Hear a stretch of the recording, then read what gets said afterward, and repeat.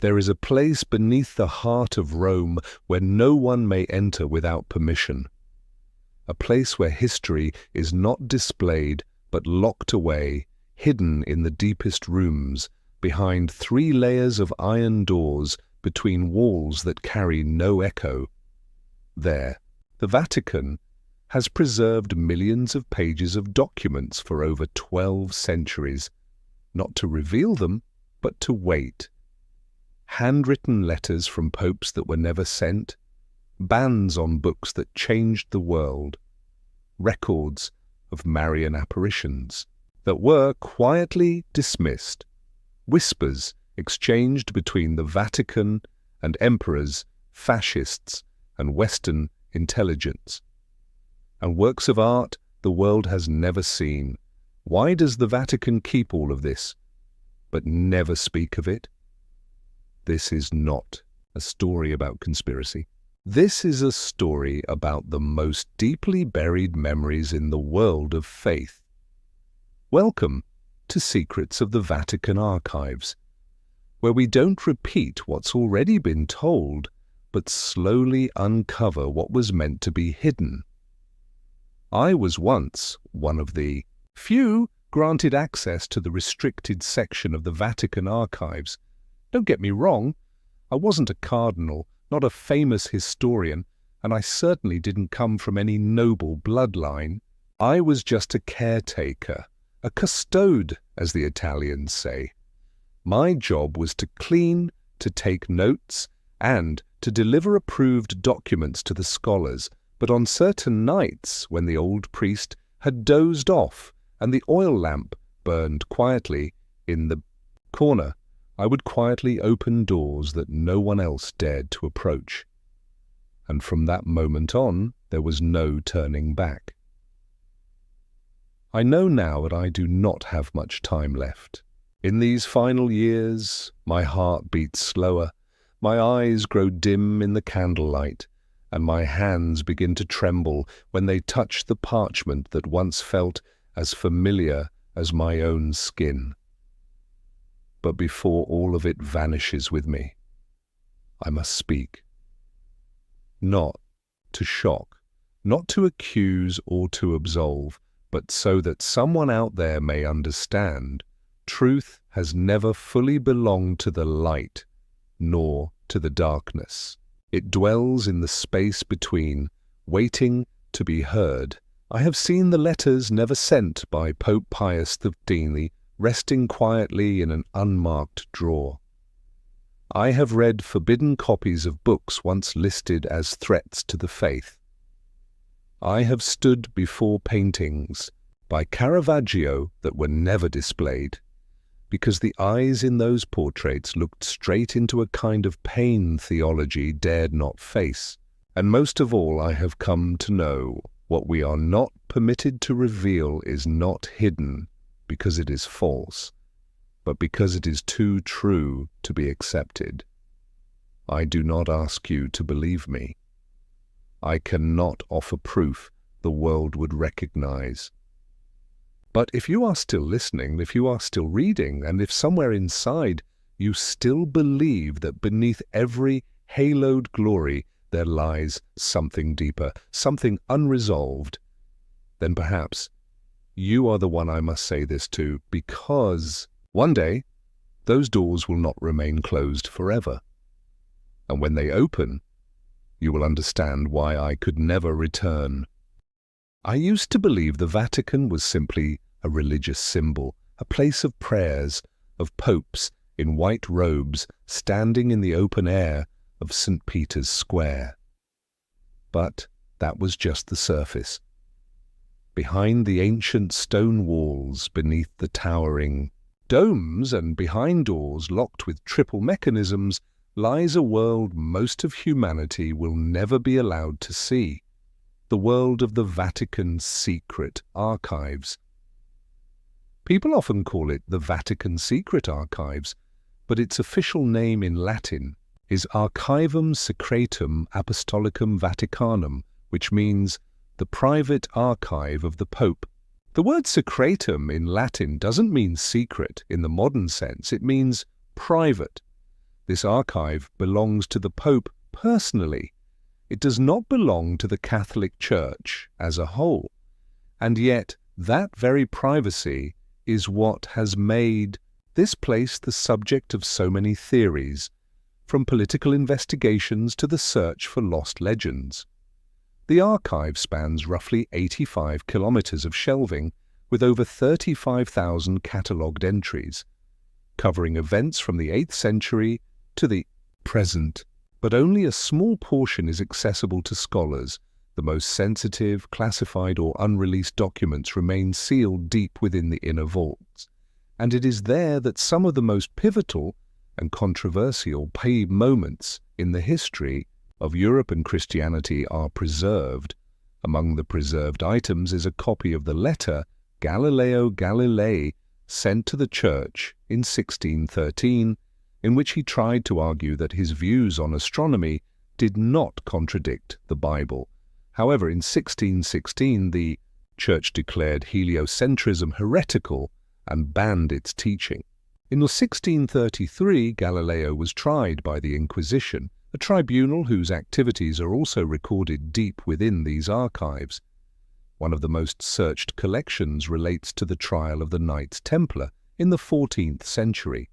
For hundreds of years, it was believed that the Vatican had destroyed all records of the trial.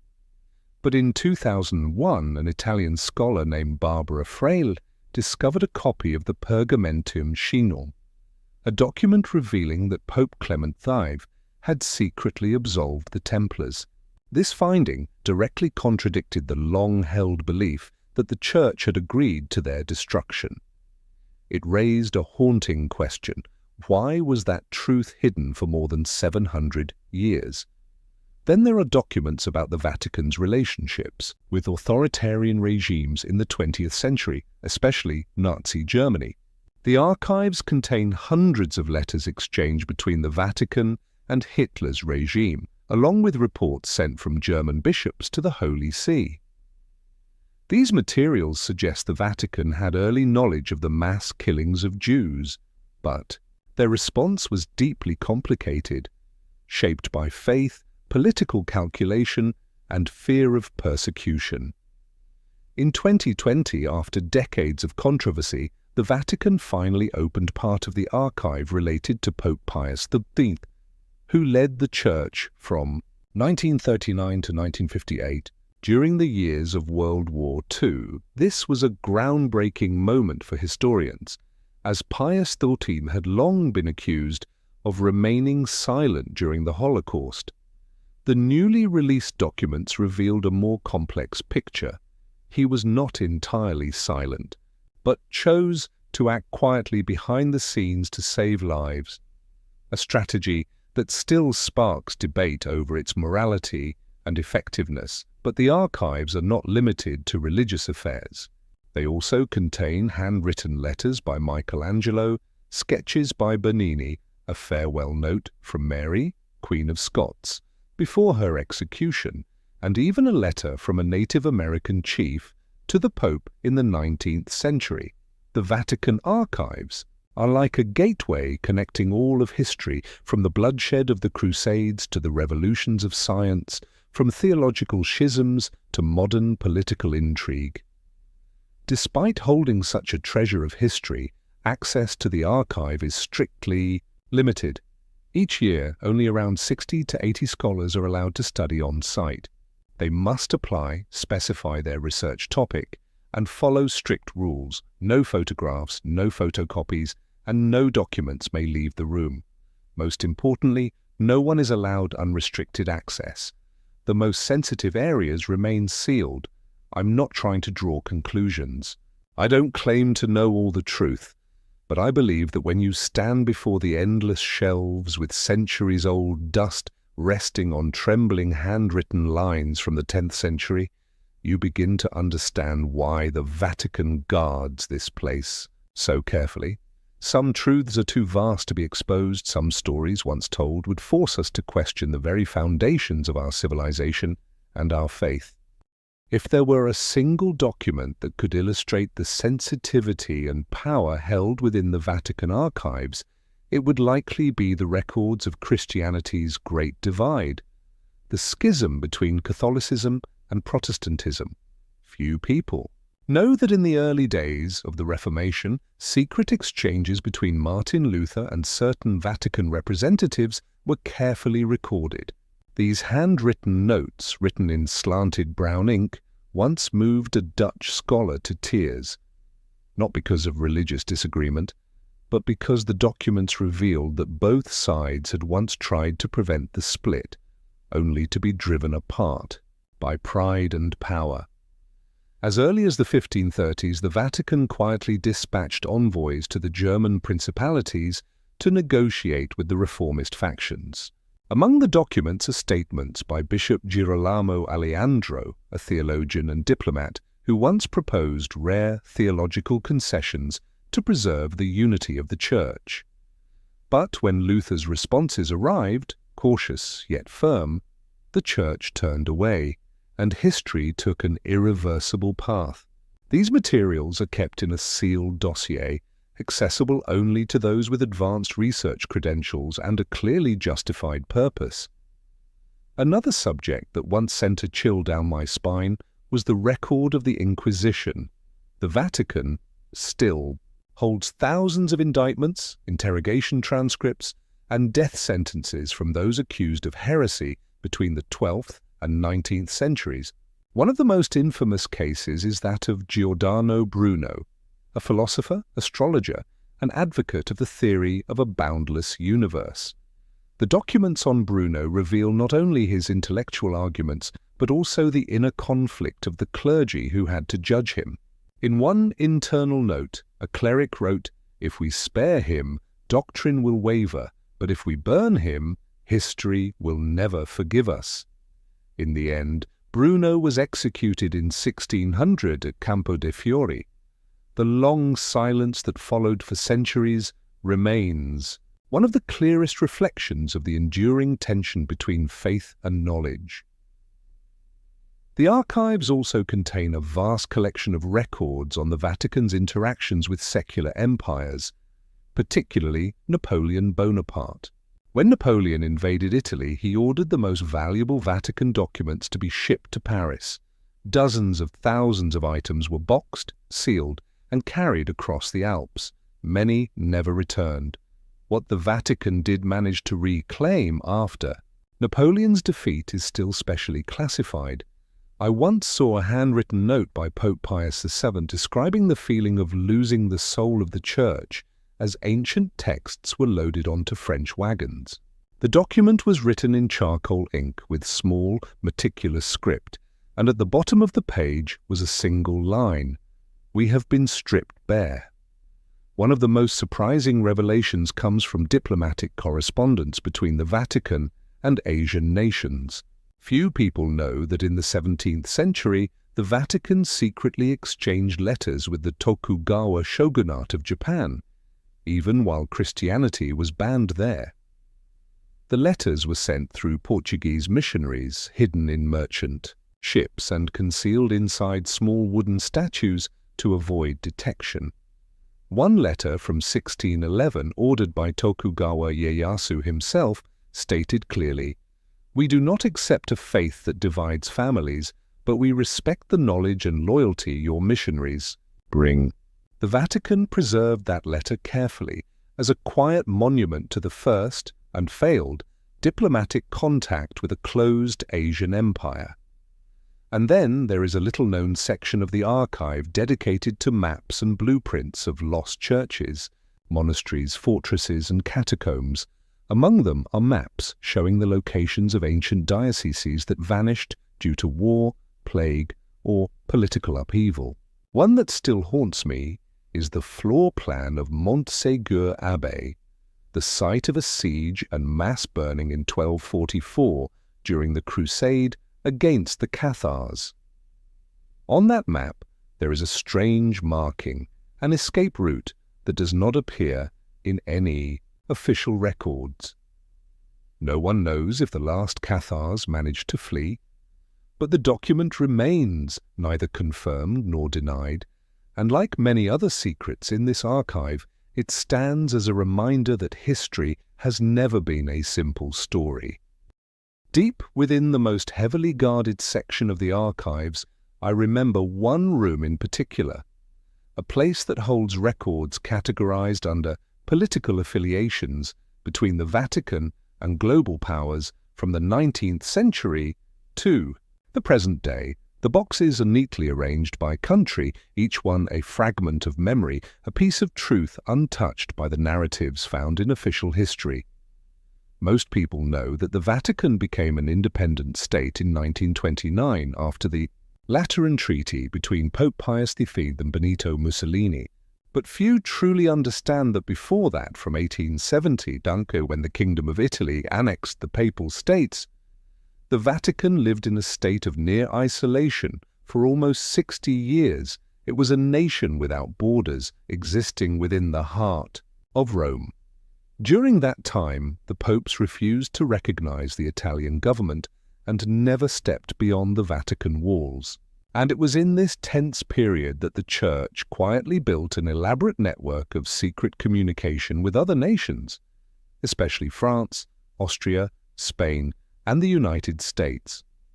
One document from 1922 reveals that the Vatican once sent a confidential message to U.S. President Warren G. Harding, offering to act as a mediator between America and divided Catholic nations in post-World War I Europe.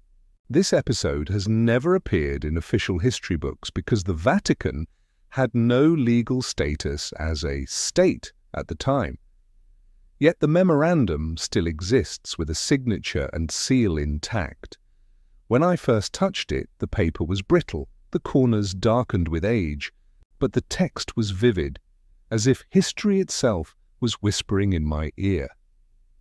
The World War II era brought an avalanche of sensitive material.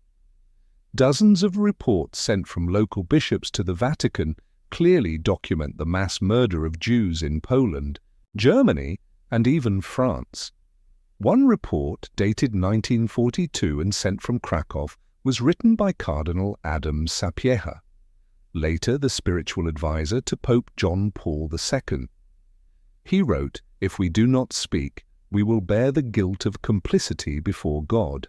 Yet even such urgent pleas did not change the Vatican's calculated silence.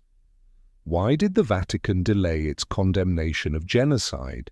Scholars have long debated whether it was a strategy to protect the Church and its followers in occupied territories. But one document I once read, handwritten by a member of the Papal Council, revealed a deeper complexity. It warned of the risk of losing control over the faithful if belief is pulled into the vortex of political ideology. In other words, the Vatican feared that taking sides might fracture the global Church itself. That silence lasted until the 1960s, when the Vatican began one of the most significant reforms in modern Church history, the Second Vatican Council. The files from that council form one of the largest and most intricate sections of the archive. Thousands of pages document theological debates, political responses, transcripts of bishop speeches, and analyses of the Church's shifting authority in a rapidly changing world. I once read the transcript of a debate between two high-ranking cardinals over whether to allow the use of local languages instead of Latin during Mass. One said, "If we abandon Latin, we abandon the symbol of eternity." The other replied, "If we don't change, we abandon the people." The council was not just about language. It marked the Vatican's first real opening to dialogue with Jews, Buddhists, Muslims, and even atheists. The archive still holds an unpublished draft of a speech in which Pope Paul VI intended to issue a formal apology for the Vatican's silence during the Holocaust. In the end, the speech was replaced with a more neutral version. No one knows exactly why. Only a handwritten note in the margin remains. In Latin, tempus non dum est. The time has not yet come. As I turned the pages of these records, I never saw the kind of global conspiracy that wild theories often suggest. What I saw was a struggle between faith and politics, between morality and survival. The Vatican archives do not lie, they wait for someone patient and brave enough to read, to understand and to accept that history has never been black or white, but always grey. There is one section of the archives that has always weighed heavily on me, the records concerning the relationship between the Vatican and colonial empires, especially during the 15th to 19th centuries. The faded pages inside those boxes contain no direct accusations, no formal statements of support for war or the stripping of freedom. Yet between the carefully written lines lies a quiet truth. Faith once moved alongside the sword of European colonialism as it spread across the globe. In 1493, just 1 year after Christopher Columbus arrived in the New World, Pope Alexander V issued the papal bull Inter Caetera. In this decree, he divided the non-Christian world into two zones of influence, one for Spain, the other for Portugal, as if the Church held the authority to distribute global territory. That document still rests within the Vatican archives, filed in a thick folder labeled Decrees Concerning the New World. It is written in formal Latin, bearing the crimson seal of the Holy See. Holding it in my hands, I felt a chill, for this marked a moment when faith was politicized to its most extreme degree. Attached to that decree are letters exchanged between the Vatican and monarchs of Portugal, Spain, and later France and Belgium. In them, the Pope requested assurances for the spread of the faith and the protection of missionaries in newly acquired territories. But the reality on the ground was often bloodshed, cultural erasure, and cries for help from protesting clergy. Their voices preserved in small numbers, but present, like sparks of light in a deep darkness. One such voice was that of Father Bartolomé de las Casas, who wrote to Pope Paul III in 1537. In his letter, he described mass executions of indigenous people in the Caribbean, churches built upon blood-soaked soil, and the silence of religious authorities in the face of atrocity. Reading that letter was suffocating. It did not feel like a prayer. It felt like a plea for help, not only for the victims, but for the very conscience of the Church. Also preserved in the archives is a draft of the apostolic brief Sublimis Deus, issued in 1537 by Pope Paul III. In it, he declared that indigenous peoples of the Americas were truly human, with souls and the right to receive the gospel, and that they should not be enslaved. It was a progressive document for its time, yet tragically its application was quickly withdrawn under pressure from European monarchs who refused to give up the economic gains of slavery. As one moves into the 19th century, the Vatican's diplomatic role in protecting religious interests within African and Asian colonies becomes increasingly apparent. In the archives related to Indochina, I once read through a thick dossier detailing the presence of French missionaries in Vietnam before the French invasion. There were letters sent back to Rome describing the pressures faced by Catholic converts under the Nguyen dynasty, but interwoven into those reports were phrases such as opportunity to expand influence and mediating role with Western merchants, lines that reveal how faith and secular power had begun to merge in ways that were difficult to separate.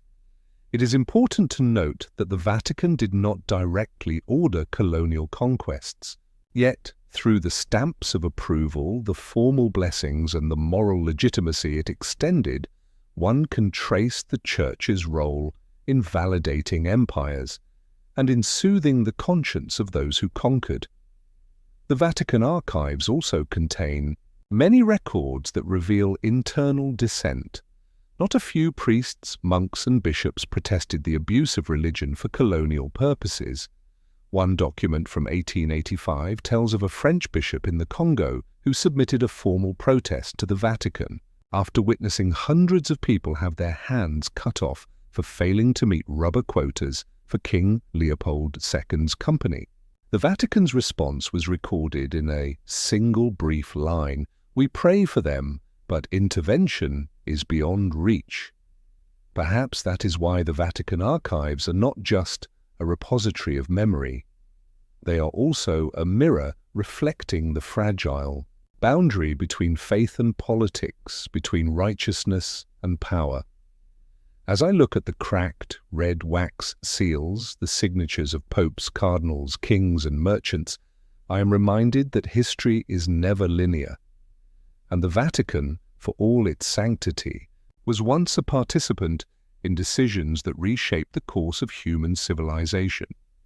If you believe the Vatican's role in politics ended in the Middle Ages or during World War II, you might be surprised to learn that the archives continue to record significant moments of history well into the latter half of the 20th century. One of the most secure areas in the Vatican archives houses the diplomatic records of the Holy See's engagement with global powers during the Cold War, particularly in Eastern Europe, Latin America, and the Soviet Union. I remember vividly the first time I accessed the thick file on Poland in the 1970s, the period when the Solidarity movement began to emerge as a symbol of anti-communist resistance.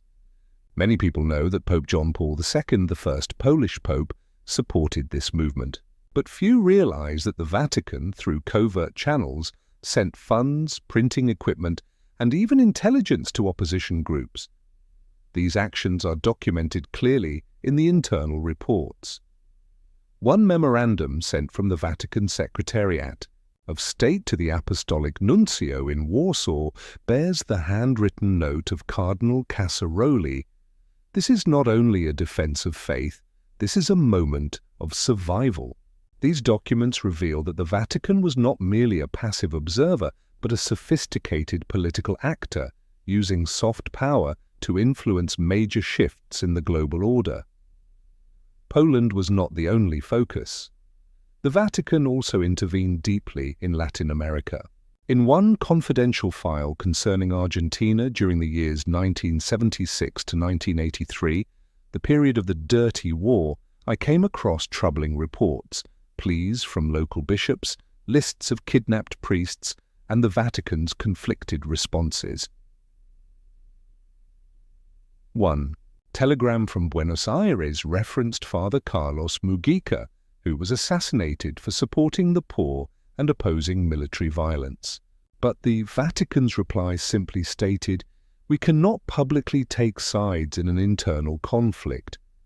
That sentence stayed with me for a long time, not because it was entirely wrong, but because it reflected the Vatican's traditional strategy: to act quietly, remain publicly neutral, yet offer discreet support to the side it believed was just.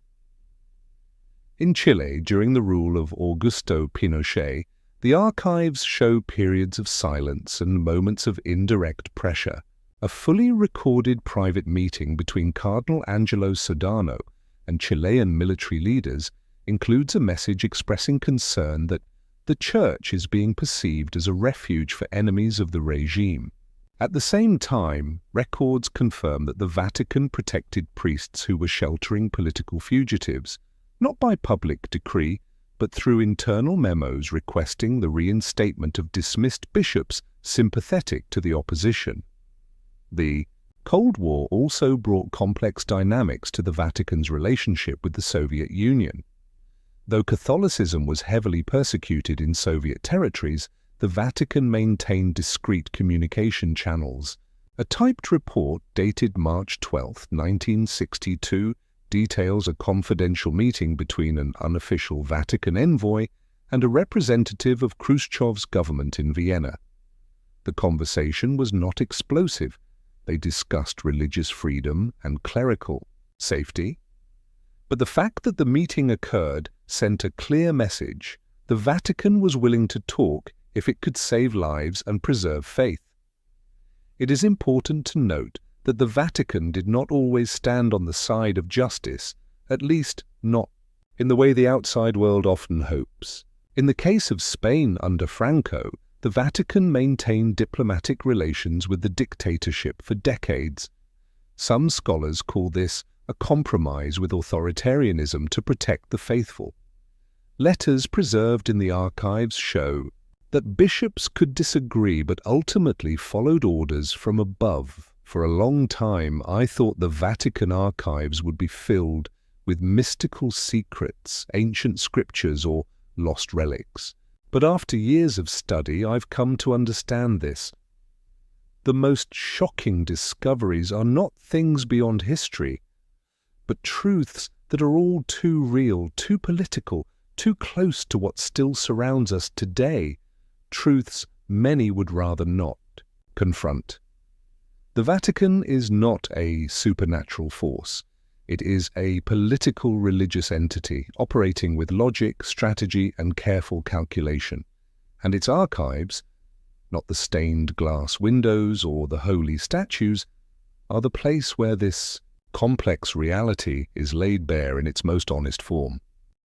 Of all the rooms I have ever entered inside the Vatican archives, none has left me as silent as the one marked P12 Pius XII. That name tied to the Pope who reigned from 1939 to 1958, a period that aligned almost entirely with World E. War II and the post-war era remains at the center of one of the most enduring debates in modern history. Did the Vatican do enough, say enough, or remain silent for too long in the face of the 20th century's most brutal genocide? For decades, the records relating to Pius XIII were sealed, dividing historians around the world. Some have called him the Pope of Silence. Others defend him as a cautious diplomat, forced into silence to preserve lives that public words could never have saved. Then, in 2020, when the Vatican officially declassified a portion of the documents from his papacy, a wave of astonishment swept through the scholarly world. I was among the few present at the archives when the materials were first opened.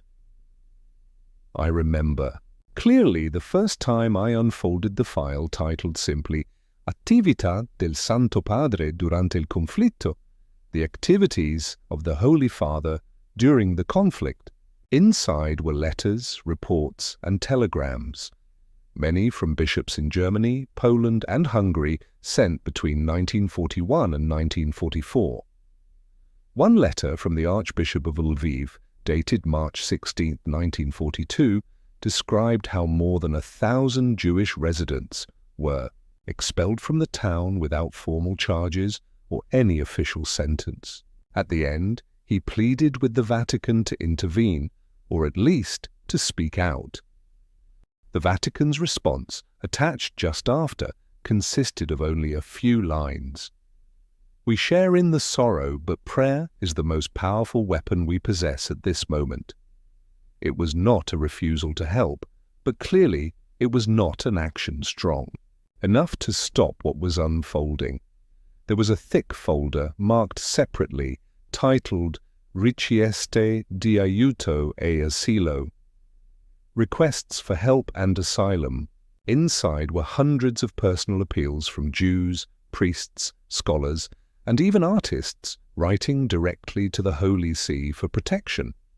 Some were assisted, hidden in convents, aided by nuns, or given forged documents identifying them as Catholics to escape detection by German forces, but others received no reply. One particular page froze me in place. It was a handwritten list of 44 names.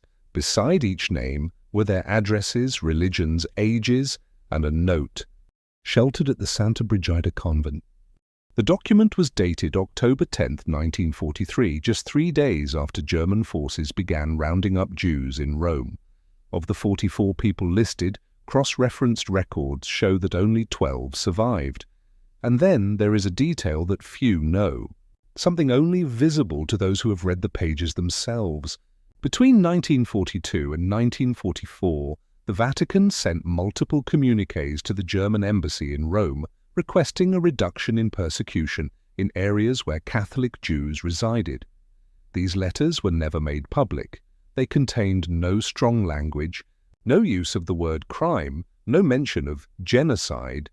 Instead, they spoke in diplomatic terms, concerns for social stability, the need to safeguard the sacred right to life. Perhaps that was the only viable language left in that moment. But for future generations, that caution has remained a source of sorrow and debate. The archive also preserves an entire chapter on post-war appeals from Jewish communities. In 1945, a delegation representing European Jewry wrote to the Holy See, asking for confirmation that Catholic institutions had sheltered Jewish children during the war, and requesting that those children be returned to surviving relatives. The Vatican responded, "We will permit it only if the children choose freely to leave their current environment." But many of these children were only 5 or 6 years old at the time. Most remembered nothing beyond the convent walls and the faith into which they had been recently baptized. That moral wound would remain open for years. Among the thousands of pages, I came across a draft of a speech never delivered, prepared for Easter of 1943. In it, one line read, "We cannot close our eyes to the cries of a people cast out. Though they do not bear the name of Christ, they are still human beings." That line never reached the public.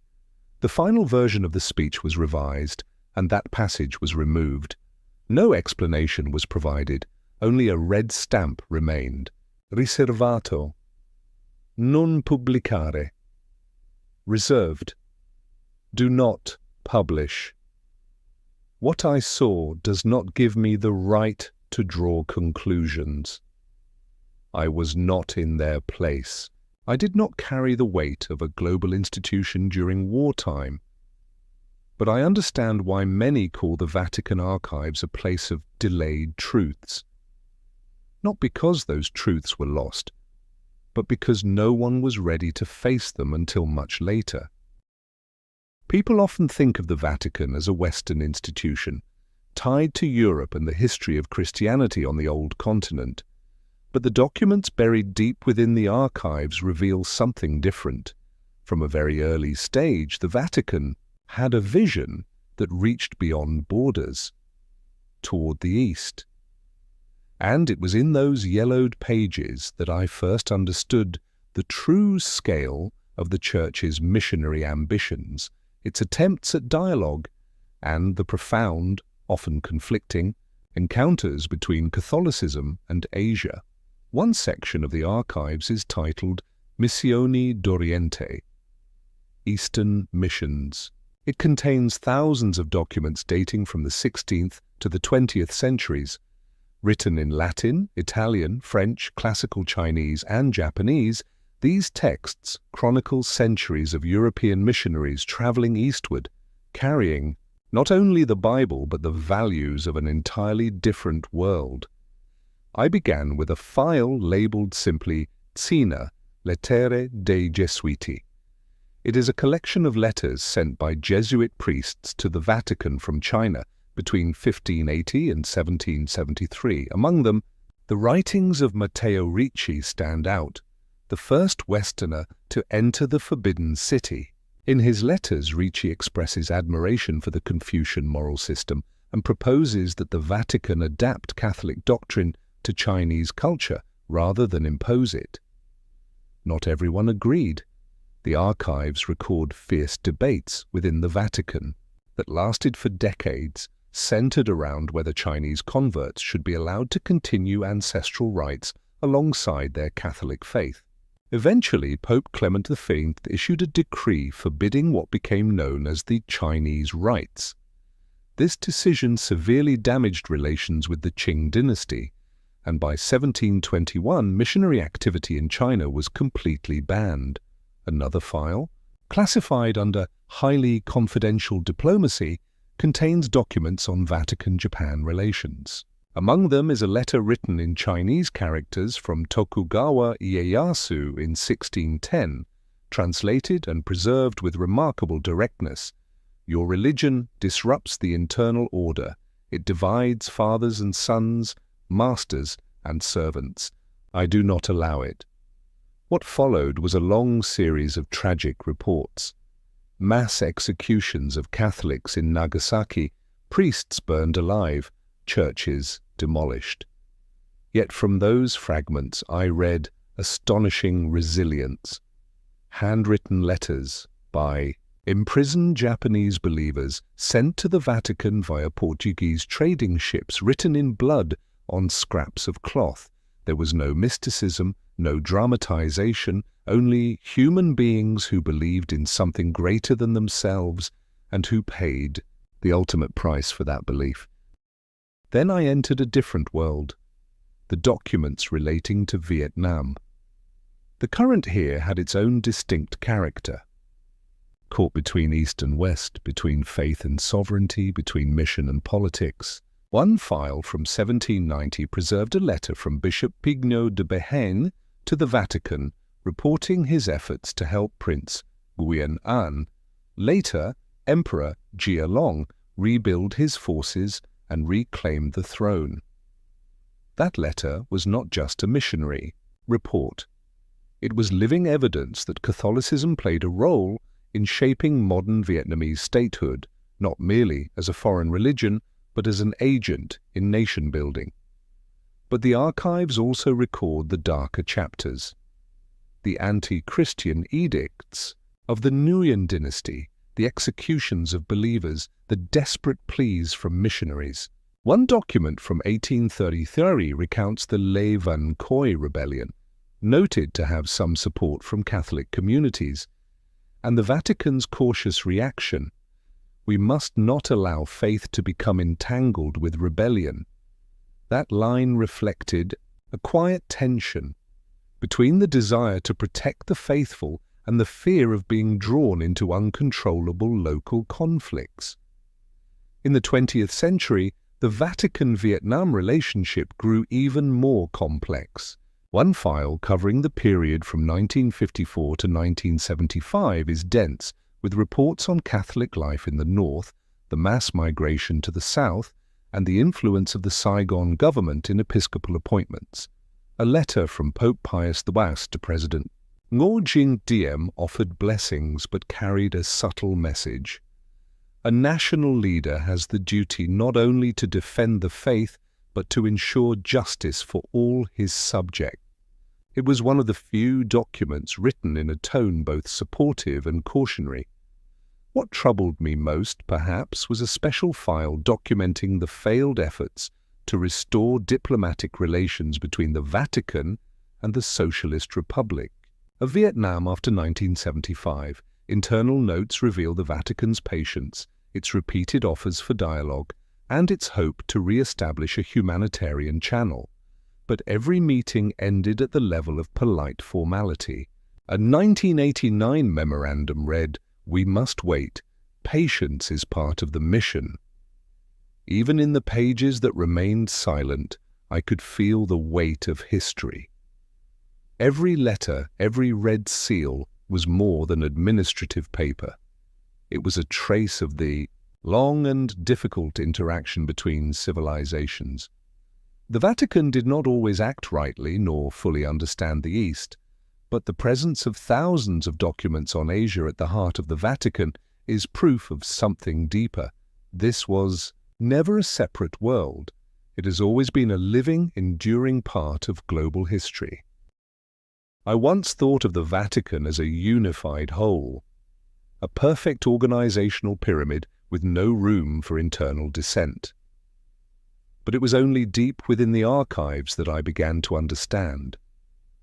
The Vatican is also a living entity, full of disputes, contradictions, and, at times, silent struggles among those who wear white robes.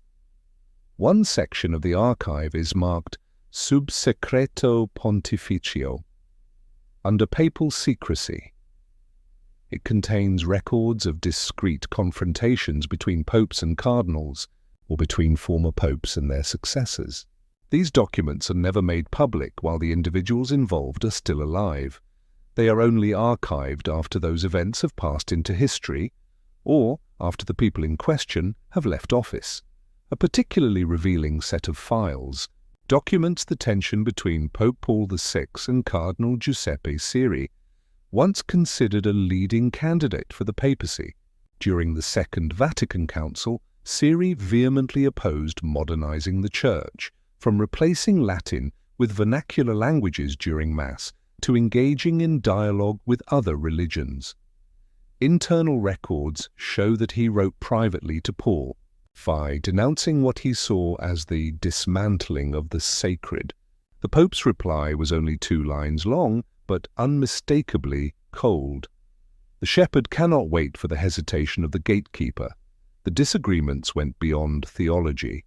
The Vatican also bore deep fractures in its financial governance. One of the most scandalous and thoroughly documented episodes in the archives is the Vatican bank crisis involving the Istituto per le Opere di Religione, or IOR, in the late 1970s and early 1980s. I still remember holding a thick, typewritten dossier nearly 600 pages long titled Caso Calvi. It refers to the case of Roberto Calvi, an Italian banker found hanged under London's Blackfriars Bridge in 1982. The press called him God's banker due to his close ties to the Vatican Bank. His death was officially ruled a suicide, but the documents preserved in the Vatican archives tell a different story. Inside were bank statements, letters between the IOR and Banco Ambrosiano, records of suspicious loans, and lists of accounts held by front organizations in Panama. A handwritten memo from a bishop voiced a grave concern. We are using sacred assets for activities dangerously close to sin. But the warning was ignored. The files also document internal efforts to reorganize records to prevent legal investigation by Italian authorities. At least 3 documents were labeled da distruggere dopo lettura, to be destroyed after reading. For reasons unknown, they were never destroyed. Equally sensitive is the file on VatiLeaks, the 2T12 scandal involving leaked Vatican documents. Many still remember the name Paolo Gabrielli, the personal butler of Pope Benedict XV, who copied and smuggled out numerous confidential files. In the archives, a dedicated box preserves the full timeline of the incident, from the internal investigation to Gabrielli's handwritten confession. In it, he wrote, "I did not betray the Holy Father. I only wanted the Church to know what was happening behind closed doors." The leaked documents revealed severe internal divisions within the Roman Curia, factions, rival interest groups, and power struggles over influence. Many of the papers exposed financial favoritism, corruption in ecclesiastical appointments, and efforts to suppress scandals involving ethics and criminal behavior. Every line was a fracture in public trust. The fact that the Vatican chose to prosecute Gabriele in an open court was a rare sign that the wall of silence had begun to crack. Once asked a priest who managed the archives, "Why does the Vatican preserve documents that could harm its own reputation?" He smiled, then replied with a sentence I've never forgotten, "Because the truth does not belong to us. It only passes through us." The Vatican archives do not attempt to erase the past. They preserve it, sometimes in silence, sometimes in sorrow, as an unspoken act of accountability. And that, more than any statue of a saint, is what makes this place deeply human. A space where power, faith, and failure are recorded in ink, not in water. There is something few people know. Not every meeting between a head of state and the Pope is publicly announced. To the outside world, the press releases only a few photographs of handshakes and a diplomatic statement about mutual understanding, cooperation, and peace. But in the Vatican archives, I found handwritten records of what was truly said behind closed doors, exchanges that were sometimes blunt, sometimes emotional, occasionally marked by disagreement, and always written carefully, in ink, designed to last a century. One of the most striking files is a record of the meeting between Pope Pius V and Nazi Germany's ambassador to the Holy See, Diego von Bergen, in 1939. This took place just after Hitler had invaded Czechoslovakia, and tensions with Poland were rising. In the internal note, the Pope did not issue a direct condemnation but asked pointedly, "Does your government still control the hatred it has sown within German society?" The ambassador did not give a direct answer. The file ends with the remark, "The atmosphere turned markedly cold. There was no closing prayer." A small detail, yet it speaks volumes. Turning to the 1960s, I came across the record of a meeting in 1965 between Pope Paul VI and Soviet Foreign Minister Andrei Gromyko. In public, the meeting was hailed as a historic effort to reopen dialogue between East and West, but in the archival transcript, the scribe noted, the Soviet delegation stated that religion is a tool for distorting historical truth. Paul VI responded gently but firmly, "No one can forbid another from believing in the sacred. That is not power. It is part of the human soul." Then, without further comment, he invited the entire delegation to stand in silence for 1 minute in honor of all unknown souls who died for ideals. The Soviet side never mentioned this gesture in any official record. Another notable set of files is simply titled USA Visit Reservate, United States Unpublished Visits. Inside are notes from private meetings between various popes and American presidents, from Roosevelt and Eisenhower to Kennedy, Reagan, and George W. Bush. One entry records a moment from Pope John XXIII's meeting with President John F. Kennedy. In 1963, President Kennedy expressed deep concern over the risk of nuclear conflict following the Cuban Missile Crisis. The Holy Father asked, "Who will remain calm first when the world no longer has a moral foundation to stand on?" Strangely, both men had little time left after that meeting. Pope John XXIII passed away just months later, and Kennedy was assassinated at the end of that same year. The file draws no direct connection, but the proximity of those events led some in the archives to mark it as particularly sensitive. Not only global superpowers are represented in these records.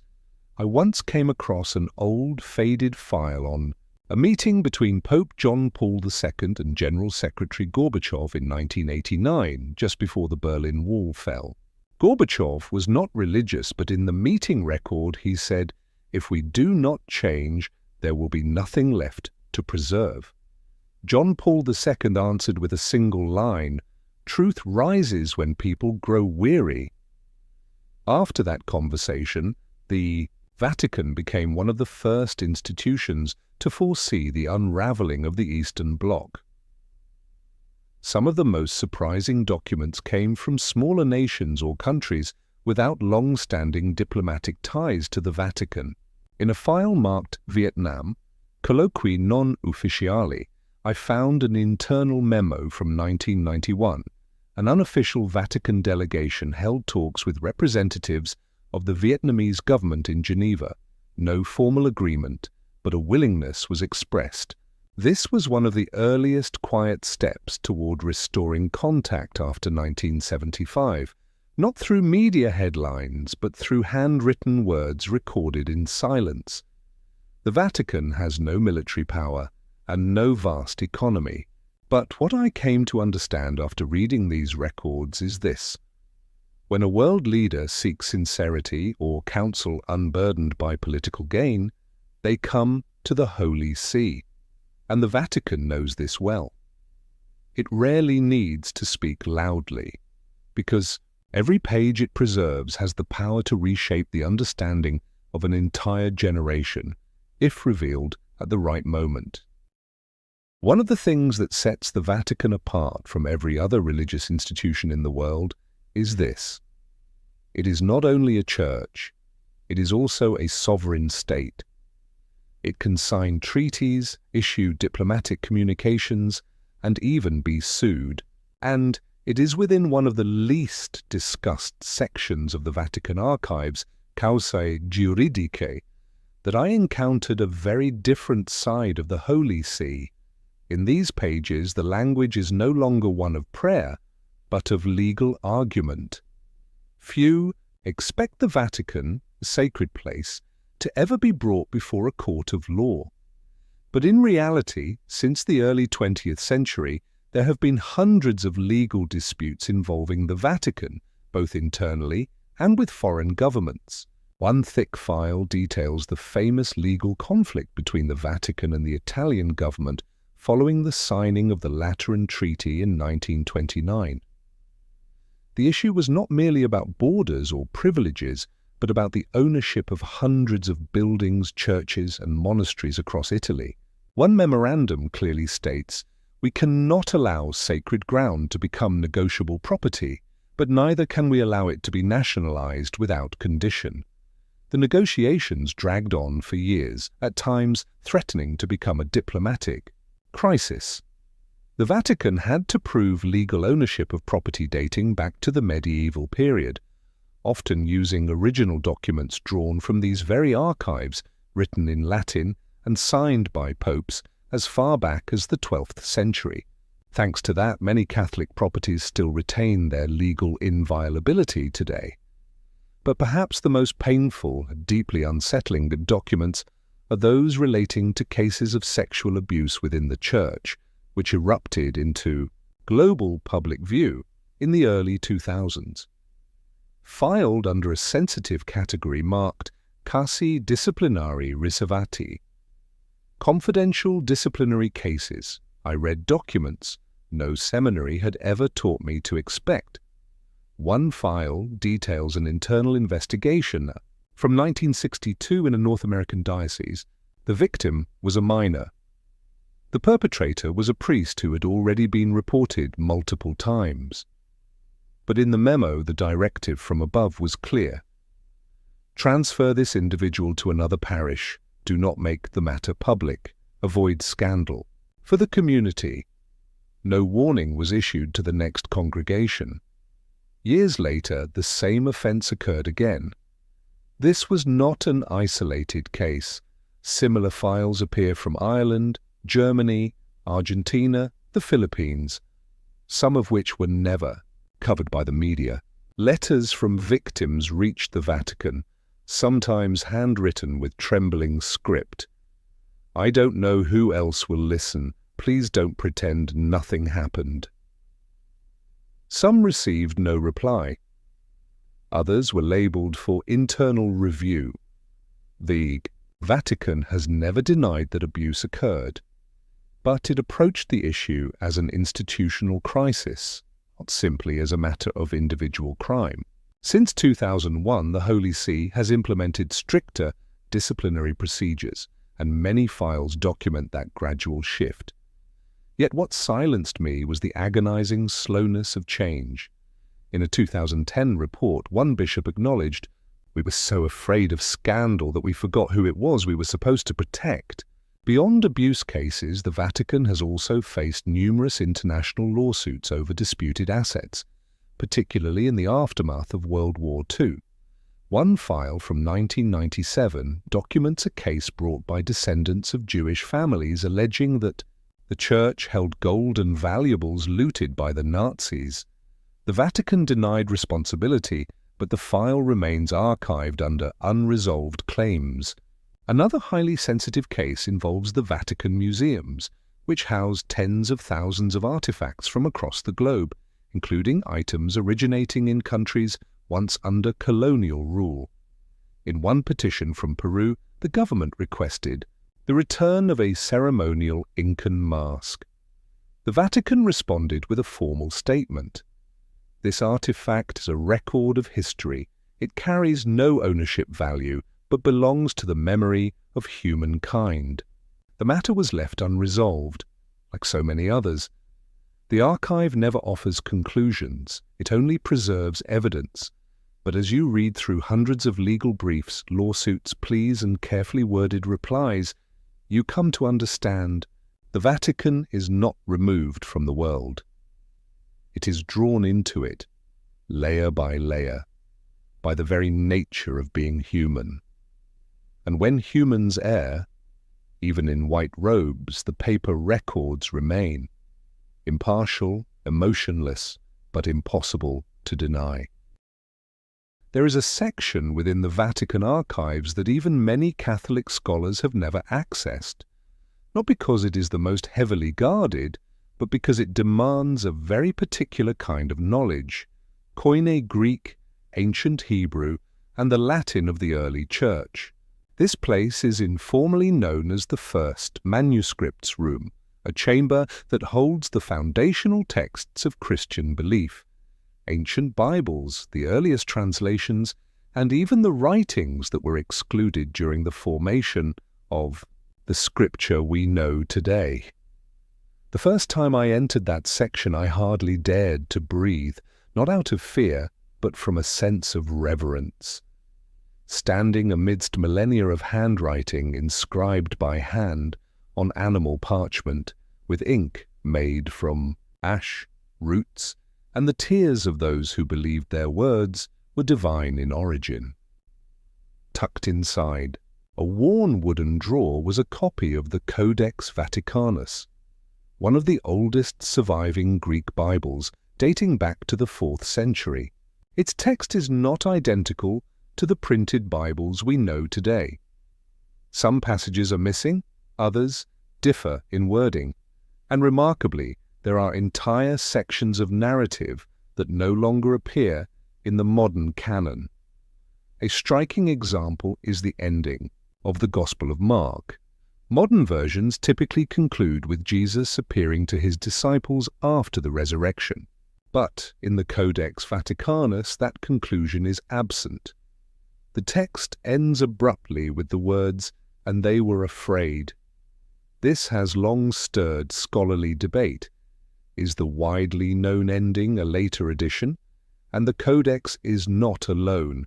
In a small metal cabinet with 3 locks, I once saw a folder labeled Evangelia Apocrypha, the apocryphal Gospels that were excluded from official scripture. Among them were the Gospels of Thomas, Mary Magdalene, and Philip, writings rediscovered at Nag Hammadi, Egypt, in 1945, though the Vatican had copies long before. The Gospel of Thomas, for instance, consists of 114 sayings attributed to Jesus, but arranged without narrative structure. One saying reads, "The kingdom of God is within you and all around you." If those words truly came from Christ, they raise deep theological questions about the necessity of the Church as an intermediary between humanity and the divine. Perhaps for this reason such texts were never canonized. Even more controversial is the Acta Pilati, the Acts of Pilate. This document presents the Roman governor's supposed defense after ordering Jesus' crucifixion.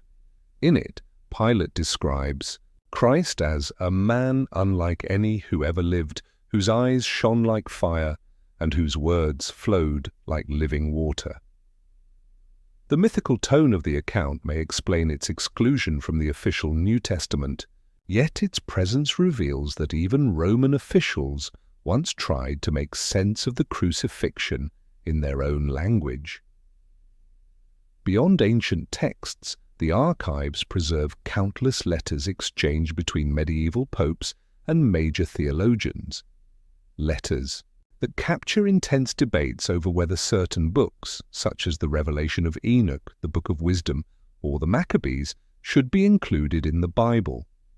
In one letter from Pope Damasus III, he wrote, "We do not reject them for falsehood, but because the hearts of men are not yet ready." That sentence has haunted me ever since. How much of Scripture is divine truth, and how much is the result of decisions made under historical pressure? Another record details a closed session of the Council of Nicaea in 325, the first major gathering of Christian bishops from across the Roman Empire to formalize doctrine. The minutes include a list of texts discussed, many of which no longer exist. A side note from a Greek scribe reads, "Certain writings are to be retained for deeper theological study, not for public reading." This suggests they were not destroyed, merely withheld, and may still rest in locked drawers like the ones before me.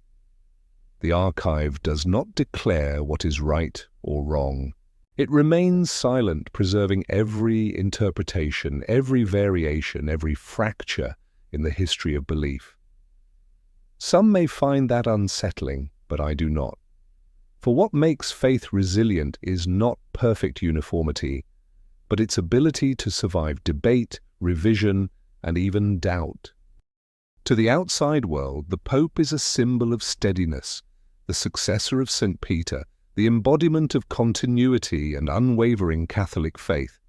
But within the Vatican archives, behind private files, secret correspondence, and unpublished notes, lies something few dare to imagine. The Pope is human. They have feared, doubted, and at times collapsed under the weight of events beyond their control. I still remember the first time I came across a folder titled Letters non inviati, letters never sent. Inside were handwritten drafts by several popes, never printed, never answered. These were not diplomatic letters nor official decrees. They read like pages from a diary, where men at the height of spiritual authority wrote down what they could not say aloud. One of the most haunting was by Pope Benedict XIII, written in 1917 at the height of the First World War. It was addressed to the leaders of Europe, pleading for a ceasefire so that humanity might not lose its soul entirely to the thunder of artillery. But the letter was never sent. A note in the margin written by the Cardinal Secretary of State at the time read, "No one will listen, and if they do not listen, your holiness will appear weak." The letter was folded and shelved, forgotten, until I stumbled upon it more than a century later. Another file marked Reserve per Conclave. Reserved for conclave contained materials written by some popes for their successors. These documents were never made public, only intended for reading by the College of Cardinals during the papal election. One such memorandum, 12 pages long, was penned by Pope Pius V in 1938, just as the Nazis were consolidating power and anti-Jewish laws were spreading. In that memorandum, the Pope expressed deep concern that parts of the German Church had begun to silently cooperate with the fascist regime. He warned, "If we remain silent, history will not speak of our wisdom, it will speak of our complicity." That document was never read. Pius V died shortly before he could issue a public encyclical condemning anti-Semitism. The memorandum remained in the archive, sealed and silent. One file left me standing motionless for a long time. It held records about Pope John Paul the Faust, who served only 33 days before his sudden death. Many conspiracy theories have swirled around that event, but in the archives there was no intrigue, only the cold truth of internal memos showing that the Pope had been preparing a sweeping reform of the Vatican's financial administration, including changes to the Vatican Bank and a review of secret accounts linked to Italian financial institutions. In one of his handwritten notes, he wrote, "The Church cannot preach purity if it is not transparent itself." That line was underlined 3 times, but he never had the chance to act. And in a meeting record held shortly after his death, one cardinal wrote, "We must continue the mission, but we must not touch the structural foundations." That sentence has echoed in my mind ever since. Even beloved popes like John Paul II and Francis have left behind handwritten letters heavy with emotion. One unpublished draft by John Paul II, written during the height of the abuse scandal, shows clear inner conflict. I do not know if I have done enough. Every night I pray not only for forgiveness from God, but from the victims I have never met. His handwriting was simple, but the words were weighty, like the papal tiara he wore for over 2 decades. Pope Francis, known for his closeness and reformist spirit, also has letters never made public. One was addressed to a cardinal convicted of abuse, in which he wrote, "The sin of an individual does not destroy the Church, but the covering up does." An attached memo revealed that fierce internal debate continues within the Vatican over the boundaries of forgiveness and transparency in the modern age. The Vatican archives never speak aloud, but its pages, yellowed, trembling, and never seen by the public, carry what no press release could ever convey. That beneath the glow of authority, the chair of Peter is also a solitary journey, and even the head of the Church has sleepless nights, just like any other soul in the world. When people speak of the Vatican, they think of churches, rituals, and faith, but few think of telegrams, or intelligence reports, or financial contracts with foreign banks. And yet it is precisely these seemingly secular elements that occupy a considerable part of the deepest layers of the Vatican archives, where the Holy See's unofficial ties with worldly powers have been recorded, line by line. One of the first folders that left me stunned bore the title Contatti Riservati, Intelligence. It contains documents detailing secret communications between the Vatican and Western intelligence agencies during the Cold War, particularly with the CIA and MI6. In one memo dated June 17, 1953, just weeks after the coup in Iran, a CIA representative in Rome met with a Vatican cardinal to discuss anti-communist developments in the Middle East. The report was brief. The Holy See is morally supportive, will not intervene directly, but is willing to encourage local churches to promote democratic values in opposition to atheism. No formal agreement was signed, but the message was clear. The Vatican was not merely observing the world, it had the moral stature to influence the flow of ideologies, especially through faith. Another memo from 1979 records a secret meeting between a CIA operative and Vatican officials shortly before Pope John Paul II's visit to his homeland in Poland. The CIA expressed particular interest in whether the Polish Pope could inspire the Solidarity movement. The Vatican made no promises, but the memo noted, "We are aware of our role, but the gospel is not a strategic tool." A diplomatic response, neither agreeing nor denying, yet leaving room for silent action. Another set of files labeled Relazioni Riservate Israele documents clandestine contacts between the Vatican and Mossad, Israel's intelligence agency. The correspondence includes Vatican requests for the protection of Christian holy sites in Jerusalem amid escalating tensions between Jews and Palestinians.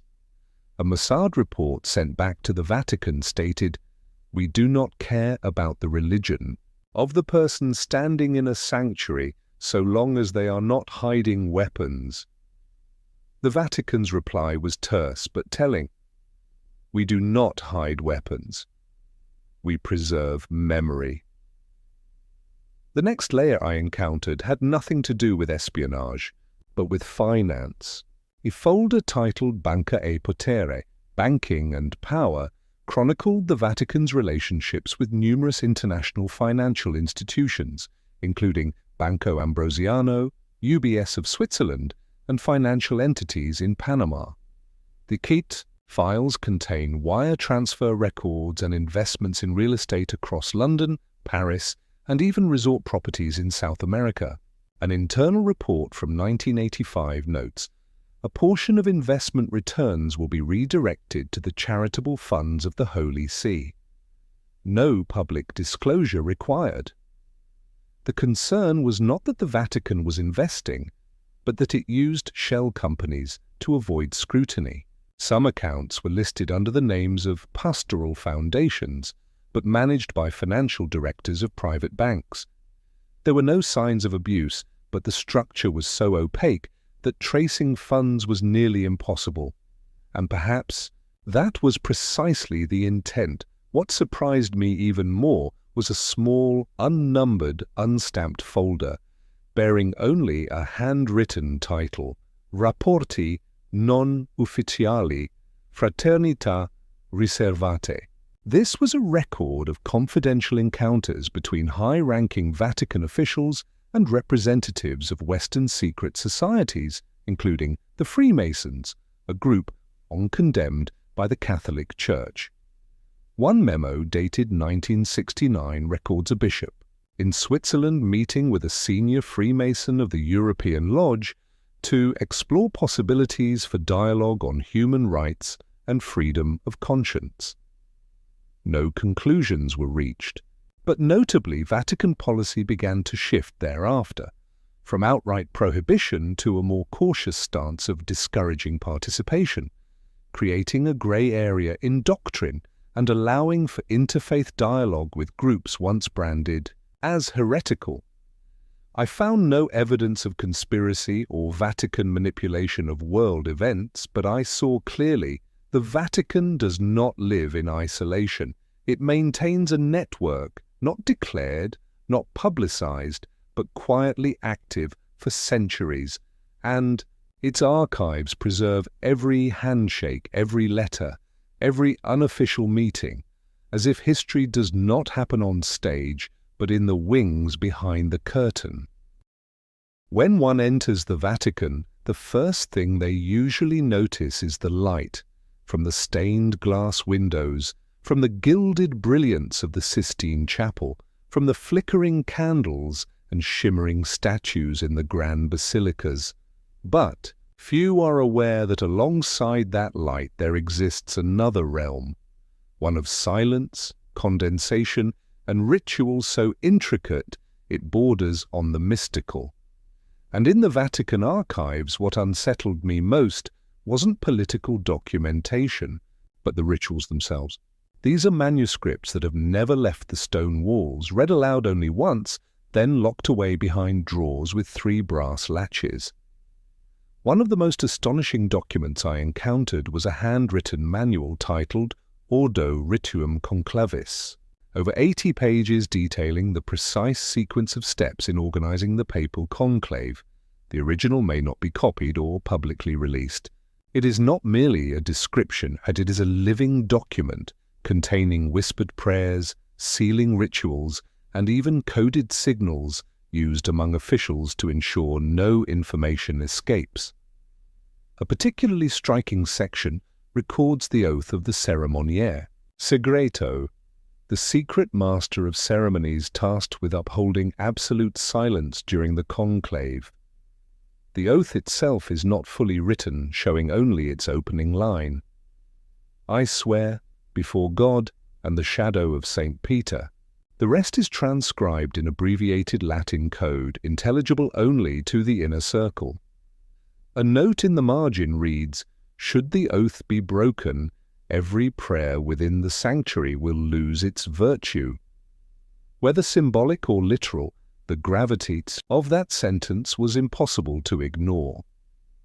Another document I came across was labeled, "To be used only when there is no pope, Ordo Exequiae Pontificis Maximi," the internal protocol following the death of a pontiff. It details every moment, from who is allowed to enter the papal chambers first, who seals the doors, to the sequence for public announcement. One passage in particular sent chills through me.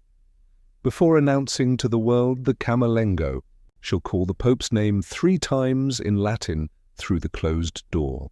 If no response is heard, he shall declare the Holy Father deceased. It is not merely a ritual, it is the final symbol of both authority and mortality. I also came across a short manual reserved for a rare event, Canonizzazione Extraordinaria, the extraordinary canonization of a saint outside the usual process. Only 8 pages long, it contains strange prescriptions. The relic must be a non-decomposable element. The ceremony must last precisely 3 hours. No more, no less. And the individual who proclaims the title must have a blood or spiritual bond with the saint's community.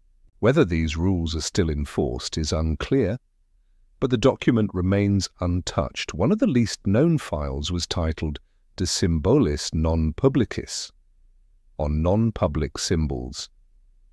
It catalogues the secret symbols, items and colors used by the Vatican in urgent or exceptional situations. For example, a red cord diagonally tied across a Vatican chamber signifies that the room is undergoing theological deliberation, meaning a doctrinal crisis is under discussion. Or a bottle of deep brown ink, known as ink of silence, is used only to write texts that will never be made public. Each symbol is accompanied by explanations in archaic Latin, understood only by the highest clergy. But what haunted me most was a thin, black, leather-bound book without a title, marked only with a date. Trafm CMXLV, April 3rd, 1945. Inside was a ritual never enacted, prepared for the scenario in which Rome fell into the hands of fascist forces or the Soviet Red Army. It outlined how to seal holy relics, how to destroy sensitive documents, and described a rite called Benedictio Ultima, the final blessing, to be performed only if Vatican sovereignty were completely lost. No one has read that blessing aloud since it was written. But it remains there, in the shadows, waiting for a moment the world prays never arrives. The Vatican is a state, but it is also a ceremony. And within its archives, ritual is not merely an action, it is the language of memory. Every written prayer, every crimson seal, every phrase spoken only once in centuries, they are all essential parts of this structure. Not out of superstition, but out of the belief that in a world that changes by the day, some things must be preserved, if only to remind us that we once believed in something eternal. In a quiet corridor tucked away in the northern basement of the Vatican archives, I stumbled upon an old wooden box carved with a single word: Index. There was no seal, no guide. But inside lay a long and fraught history, the tension between knowledge and faith preserved in full by the Vatican, every book title, every reason for prohibition, every internal debate that never reached the public eye.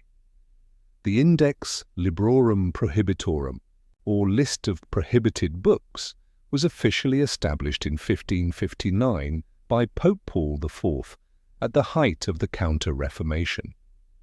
It became the most powerful instrument of censorship the Holy See ever wielded for over 4 centuries.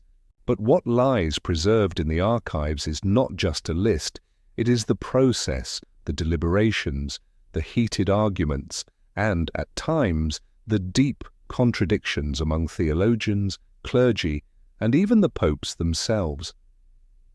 In my hands, I held a yellowed, typewritten record from 1907, the minutes of a meeting of the Congregatio Pro Doctrina Fidei, the office charged with safeguarding doctrine. In it, members debated whether to add historian Ernst Renan's Vie de Jésus, the life of Jesus, to the index. Some argued Renan blasphemed by portraying Jesus as a mere historical figure, not divine. But one bishop opposed the ban, saying, "If we forbid him, we acknowledge his influence." The book was ultimately banned, but the argument remains preserved, revealing how censorship within the Church was not always unanimous, but often a struggle between the defense of faith and the demands of the modern age. Another file, nearly 300 pages long, was labelled with a single line, Galileo Galilei Aggiornamenti. It contains every document tied to Galileo's trial, not only the sentence but also handwritten pleas for leniency, notes from bishops who opposed his condemnation, and letters from later generations, including Pope John Paul II's formal acknowledgement of the Church's mistake in 1992. One record from 1633 reads, "We do not condemn science. We condemn the arrogance that seeks to rise above revelation." That sentence still echoes, especially today, as scientific theories once deemed dangerous, evolution, the Big Bang, are now accepted by the Vatican as not incompatible with faith. Beyond books, the Church once maintained a specific body focused on art and media, which I later discovered had its own file titled Cinema e Fede. This section contains evaluations of films screened in Catholic countries from the 1920s through the 1980s. Some entries were unusual. A review of Fellini's La Dolce Vita noted, "excessively secular, but accurately portrays the emptiness of a world without God." The conclusion, banned from Catholic schools but not publicly condemned, because a loud ban would only increase its appeal. Another folder records the Church's response to philosophical or allegorical literature. It includes a discussion of George Orwell's 1984, which some suspected of critiquing religious totalitarianism, but internal documents concluded this is a condemnation of secular totalitarianism, no response necessary. It reveals that Vatican censors were often subtle analysts, not reactionary, but selective in their battles. Perhaps the most intriguing file was marked Internal Circulation Only, Do Not Reproduce, detailing the Vatican's internal review of the Da Vinci Code by Dan Brown. Though many clergy denounced the book in public, internal reports stated its impact lies in exploiting the public's ignorance of religious rituals and symbols. The best response is not condemnation, but education. Rather than banning the book, the Vatican responded with a series of counter-publications, a strategic shift from censorship to engagement. The index was officially abolished in 1966, but the files remain. Quiet, untouched, lined up on Vatican shelves like a reminder the greatest power lies not in prohibition, but in shaping how and when people receive an idea. And for centuries, the Vatican has not merely safeguarded the faith, it has shaped the threshold of knowledge, deciding how far it should open, when, and to whom. When I stepped into the section labelled Cruciata, an uncanny silence fell over everything around me. Gone were the 20th century maps, the diplomatic telegrams, the polished dossiers between envoys. What remained were parchment scrolls, black ink, and red wax seals once pressed between the fingers of the most powerful men in Europe. This was where the Vatican kept what remained from a time when faith was transformed into war. The Crusades, carried out in the name of holiness, but leaving behind stains of blood on the map of history that no prayer could erase. One of the first documents I found was the original crusading bull of 1095, Deus Vult, issued by Pope Urban II at the Council of Clermont. Written in Latin, it begins with an urgent plea. The Holy Land has been seized. The blood of the faithful cries from Jerusalem. The Catholic, must march. There is no political agenda, no mention of land or wealth, only a call to arms. And yet that call ignited more than 2 centuries of continuous warfare and claimed the lives of millions under the shadow of the cross. Subsequent documents, especially from the time of Pope Innocent III, show how the Crusades evolved into a structured campaign, no longer merely a spiritual appeal, but a logistical operation involving taxes, recruitment, supply chains, and rewards. I read letters between the Vatican and European lords discussing the number of knights, provisions, and, most troubling, the right to seize the property of those who refused to convert or join the cause. A particularly striking document, dated 1204, records the Vatican's internal reaction to the Fourth Crusade, which instead of reaching Jerusalem, sacked Constantinople, the heart of Eastern Orthodoxy. In the minutes penned by Cardinal Pietro Capuano, there's a chilling admission. We let the sword lead, not the spirit. We did not conquer heresy. We looted our brethren. Though Pope Innocent III issued a formal, restrained condemnation of the pillage, no reparations or apologies ever followed. But what haunted me most were not the wartime documents, but the post-war ones. A file titled Requiem pro Errore, a prayer for the error, preserves the Vatican's reflections and acknowledgements of the past. Inside was an unpublished speech draft by Pope Paul VI, meant to be delivered during his 1960 visit to Istanbul. It reads, "We brought war into places that once knelt in prayer. We cannot claim this was God's will." The speech was withdrawn at the last moment and replaced with a more neutral address, but the original remains here, beneath layers of dust. The Vatican archives also preserve lesser-known crusades, the Northern Crusades against pagans in the Baltics, the Albigensian Crusade in southern France, aimed at annihilating the Cathars, and even campaigns against disobedient Catholic monarchs. A record from the 13th century documents a bishop who refused to join a crusade, stating, "I do not see God in fire and blood." He was stripped of his office shortly thereafter. Still, the archives also bear witness to later efforts of dialogue and reconciliation. A folder titled Reconciliazioni holds correspondence between the Holy See and the Orthodox churches of Russia, Greece, and Armenia, communities still scarred by the Crusades. In a letter from 1999, Pope John Paul II wrote to Ecumenical Patriarch Bartholomew VI, "If blood once divided us, let prayer begin to mend the wounds that history left behind." It wasn't a public apology, but it was a beginning. In all these documents, I did not find an evil or ruthless Vatican, but I did see an institution that once wielded faith as a justification for war, and that slowly, over centuries, learned to reflect on itself. None of these texts deny the past, but they do not whitewash the present either. The Vatican archives do not seek to justify. They preserve these with a solemn fidelity to memory, and with the belief that truth, however bitter, is an essential part of redemption.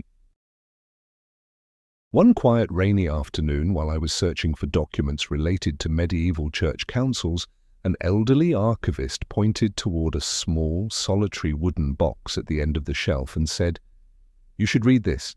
This is where the church keeps what it never declared, yet never discarded."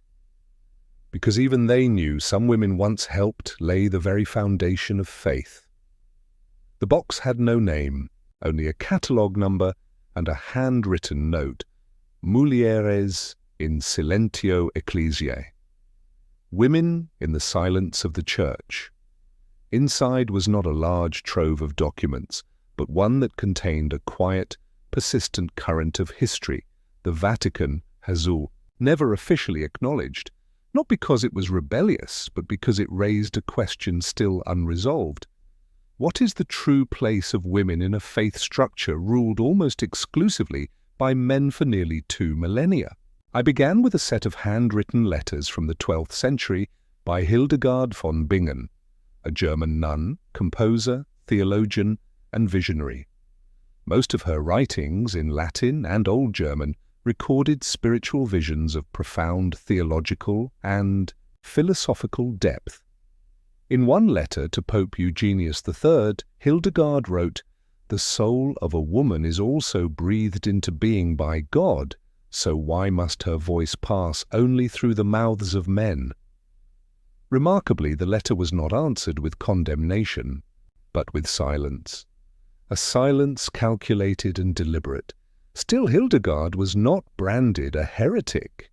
On the contrary, several voices within the Roman Curia praised her, but kept her at a distance. In one internal record, I found the line, "This woman is not wrong, but the Church cannot yet permit women to teach from the pulpit." Her intellect was recognized, yet an invisible line remained, one she and countless others were never allowed to cross. Digging deeper, I found another file titled Monialium Scripturae, Writings of the Nuns. It was a collection of prayers, poems, and liturgical texts composed by women in religious orders from the 9th to 16th centuries. Among them were prayers both graceful and defiant. "I do not ask to be priest, I ask to tend the flame unseen, burning quietly in the darkest chapel corner." These words were never spoken in formal rites, but they were copied by hand, passed from nun to nun, their brown-black ink still visible on parchment softened by time. The most haunting section, however, was the file on heresy investigations, particularly those targeting women whose spiritual influence grew too large. A 1321 case from southern France recorded the trial of a group of women accused of unauthorized preaching, though they had only held Bible readings and shared personal interpretations. One interrogation transcript reads, "Do you believe women can interpret the Word of God?" The woman, named Clara, replied, "If God chose a virgin to bear him, why would he not choose her tongue to proclaim him?" The record ends. She was burned at the stake, and yet not all voices were silenced. In the files from the Second Vatican Council, I found letters and internal minutes documenting serious discussions on expanding women's roles in the modern Church. A handwritten note from Cardinal Suenens read, "It is not enough to bring more women into the Church. We must admit they have always been here." From 1965 onward, Vatican commissions began including women as theological advisors, but, as one document explicitly stated, consultano non decidono, they may advise, but they do not decide. More recently, I came across minutes from a 2016 meeting discussing the possibility of female deacons. A group of female theologians presented historical evidence that deaconesses were recognized in the 1st to 3rd centuries in early Christian Greek texts. One cardinal pushed back. That was not the same as ordination today. But another, whose name was redacted in the version I read, wrote, "If a truth must be hidden because our current structure cannot contain it, then the fault is not in the truth." That sentence made me sit in silence for a long time. The Vatican archives did not erase these women, but it has never placed them in the light. They remain like slanted footnotes in the margins of history, not loud enough to echo from pulpits, but strong enough to withstand the winds of time. And as I closed that wooden box, I understood the Church was not built only of stone and men. It was built with the hands of women who laundered vestments, copied sacred texts, raised believers, and in silence carried the flame of faith through its darkest centuries. The Vatican is often seen as a moral haven, a symbol of faith and forgiveness. But the truth is, wherever there are humans, there are mistakes. And within the ancient stone walls surrounding St. Peter's Square, those mistakes don't always come from the outside. Sometimes they come from within. In a section of the Vatican archives marked Delicta Reservata, reserved crimes, I began exploring a series of case files sealed away for decades. There was nothing mystical about them. No curses, no dark conspiracies, only paperwork, signatures, and chillingly meticulous transcripts, records of criminal acts committed within the very institution that preaches grace and virtue. One of the earliest files I encountered was a theft in 1969 from the Sacred Relics Repository, the chamber where hundreds of holy artifacts were stored, including saintly bones, martyrs' robes, and handwritten scriptures from early Christianity.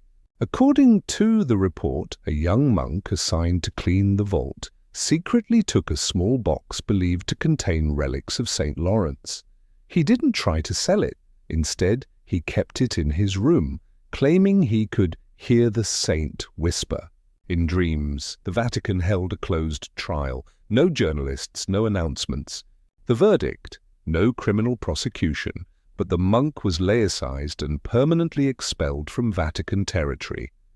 A note attached read, "This action stemmed from misdirected faith, not greed."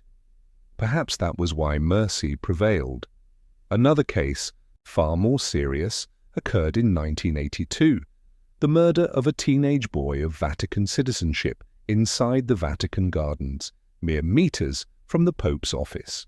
The case file, labeled Caso AG82, revealed the victim was the son of a Vatican Treasury employee. His body was found near the southern wall with evidence of blunt trauma to the head. The prime suspect, a gatekeeper with a history of mental instability. The internal investigation spanned over 400 pages, detailing every step of interrogation and examination. The suspect was described as having lost control due to religious anxiety and psychological isolation. Yet instead of being handed over to Italian authorities, the Vatican dealt with it internally. He was confined to a secluded monastic facility, cut off from the outside world, and never faced public trial. The final line of the report reads, "The peace of the faithful must be preserved more than the curiosity of the crowd." The Vatican operates under its own legal system, based on the Codex Juris Canonici, or canon law.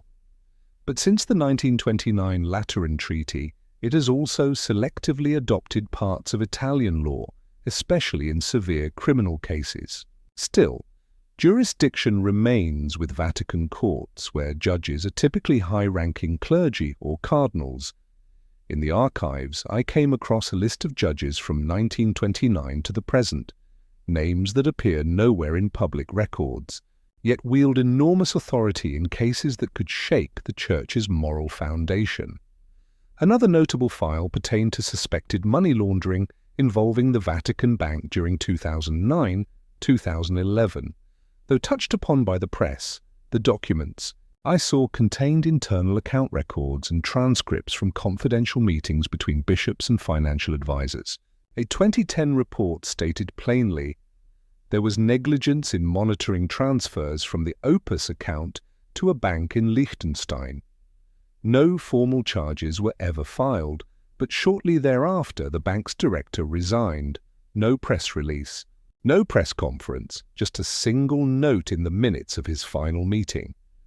"We choose to carry the wound rather than expose it to public carving." One of the most haunting cases, and perhaps the most shrouded in mystery, remains that of Emanuela Orlandi, a 15-year-old girl and Vatican citizen who disappeared in 1983. Her case has persisted for decades, spawning countless theories involving the Italian mafia, political plots, and Vatican cover-ups. Inside the archives, the related file is labeled Riservatissimo, top secret. I was only permitted to see a handful of pages dated 1985, including a memo stating that the Vatican received an anonymous letter claiming Emanuela was alive and being held for political negotiation. There was no official response. One cardinal wrote, "If the claim is false, replying invites chaos. If true, silence is our last hope." And so the Vatican chose silence. For 40 years.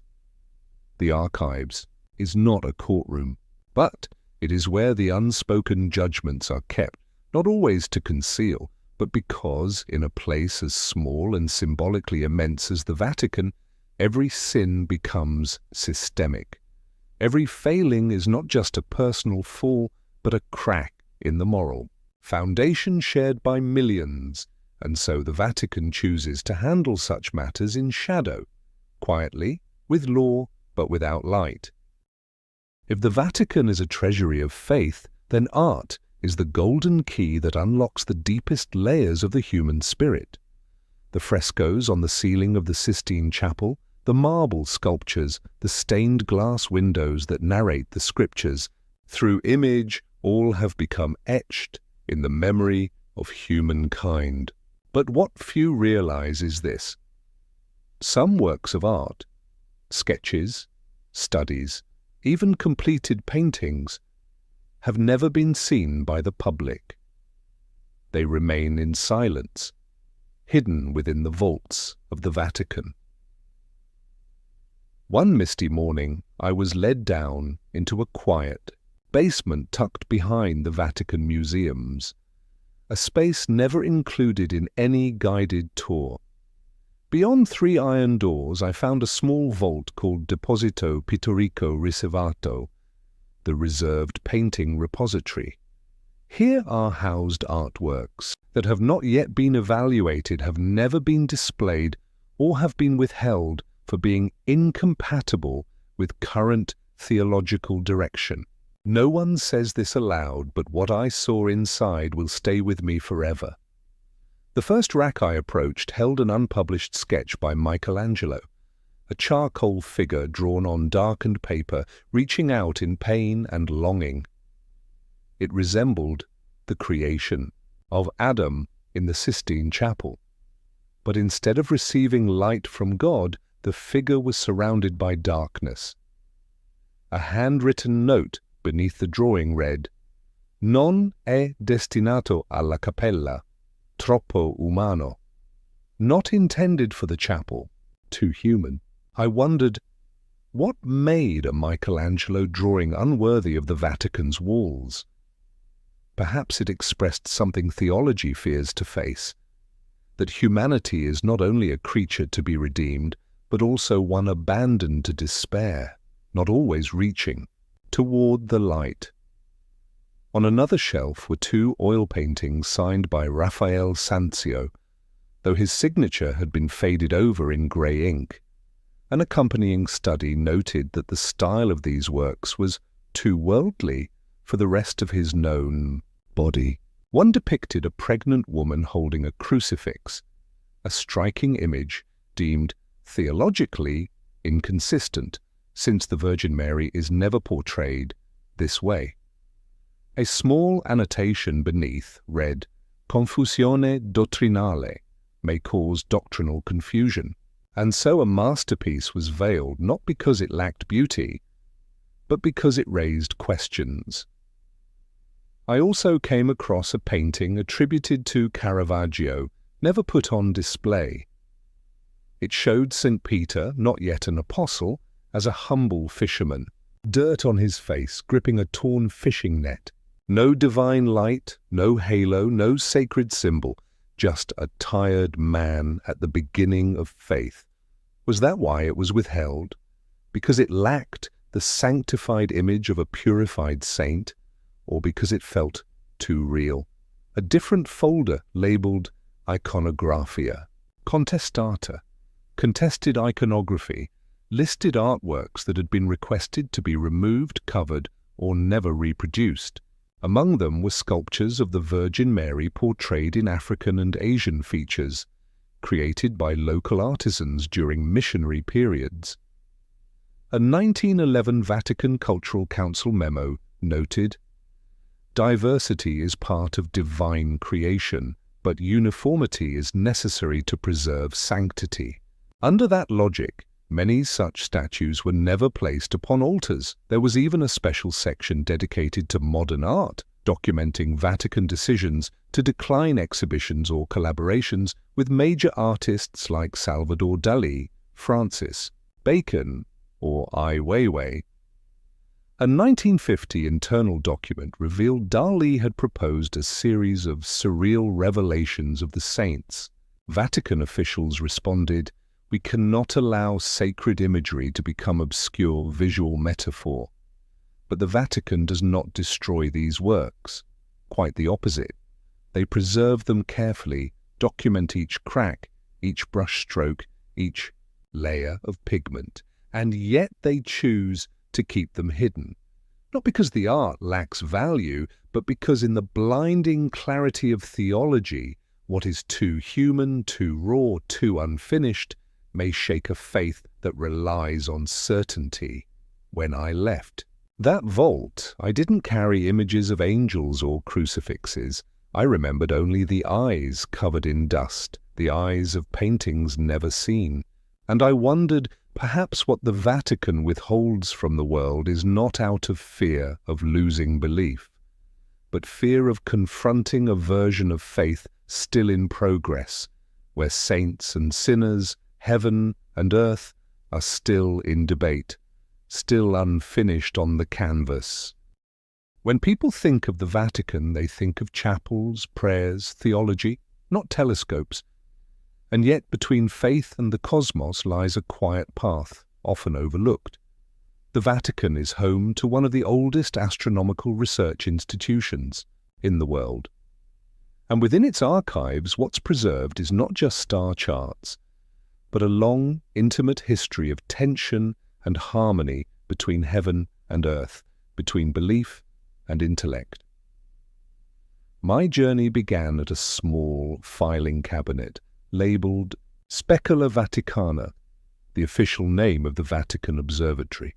Inside were handwritten records from the 17th to the 20th century, notes on comet sightings, solar eclipses, and strange stars appearing in the night sky. One notebook dated 1610, copied from the original records of Christopher Clavius, the Jesuit astronomer who helped design the modern Gregorian calendar, reads, "The stars are not disorder. They are signs of an order we do not yet understand." In that line, I saw something deeply revealing. The Vatican never truly turned its back on science. It simply chose its own terms of engagement. Another cabinet held documents not of condemnation, but of internal scientific debate regarding the Galileo affair. I found a 36-page report from 1616, written by a group of clerics trained in mathematics and astronomy, seeking to argue that a stationary Earth was natural and in harmony with Scripture. Yet in a margin note, a young priest quietly asked, "Should we not question why Scripture is silent on centrifugal force?" The question was never raised in court, but it was kept. As if the Vatican knew not all doubts are heresy, then I found a document never publicly released, a handwritten draft by Pope Benedict XIV, dated 1741, calling for the rehabilitation of Galileo's name. It was never officially published, yet the Vatican kept it, perhaps because some acts of redemption don't require proclamations, only a reader in silence. By the 20th century, the Vatican's files grew to include international scientific collaboration. A folder from 1935 recorded the Vatican's sponsorship of an expedition to Africa to observe a total solar eclipse. In a letter back to Rome, the expedition leader wrote, "Faith does not prevent us from measuring darkness. It is because we believe in divine order that we dare to quantify the vanishing of light." Another document from 1981 described a private symposium in the Vatican between theologians and quantum physicists. One Swiss professor presented the multiverse hypothesis. The reaction was not rejection. The minutes noted, if God is infinite, the universe need not be singular. A rare statement, but a sign that the Vatican had quietly evolved, no longer a guardian of fixed truths, but a house in dialogue with the ever-widening edges of understanding. I even found correspondence between the Vatican and NASA, particularly around the time humanity prepared to set foot on the moon. A handwritten letter from the Holy See to President Kennedy, dated 1962, read, "We pray for those who dare to leave Adam's sky to witness the Creator's work from without."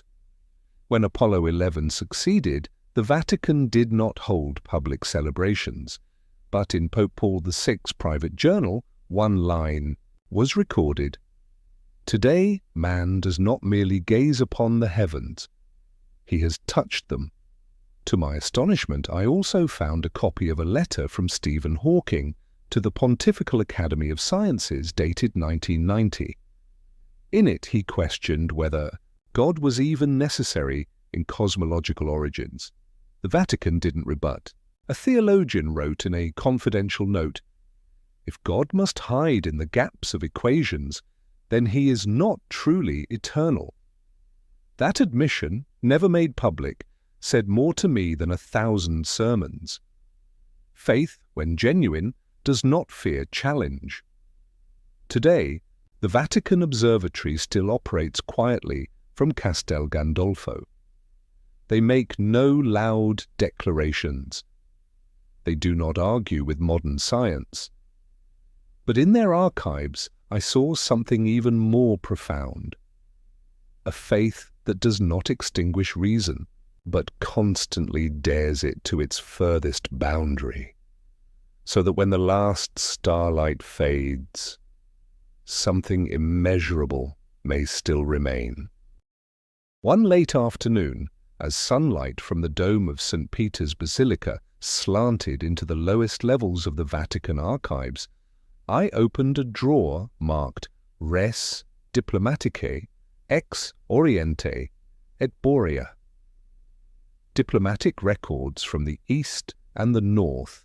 Inside were not treaties of the European kind, not pacts with Catholic kingdoms, but a series of letters, messages, and transcripts of contact between the Vatican and vast empires that did not share the Christian faith, where belief did not align. But power still demanded dialogue. I began with a dossier from the 16th century detailing the early exchanges between the Vatican and the Ottoman Empire.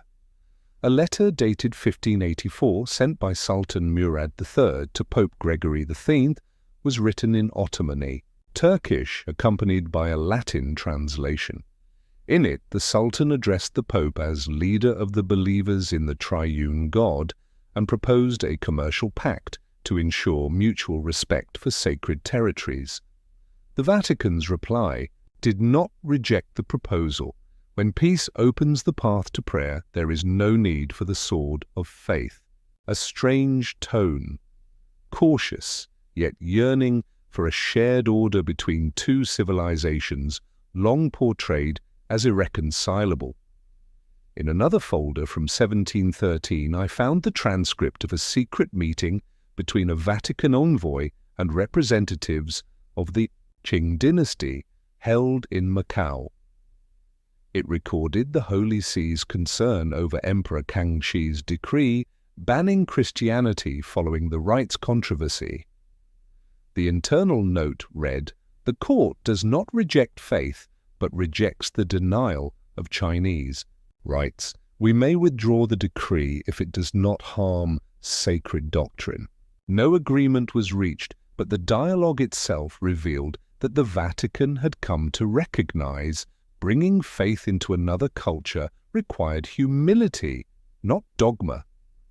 What struck me most was a never declassified file titled Negotiationes cum Moscovia.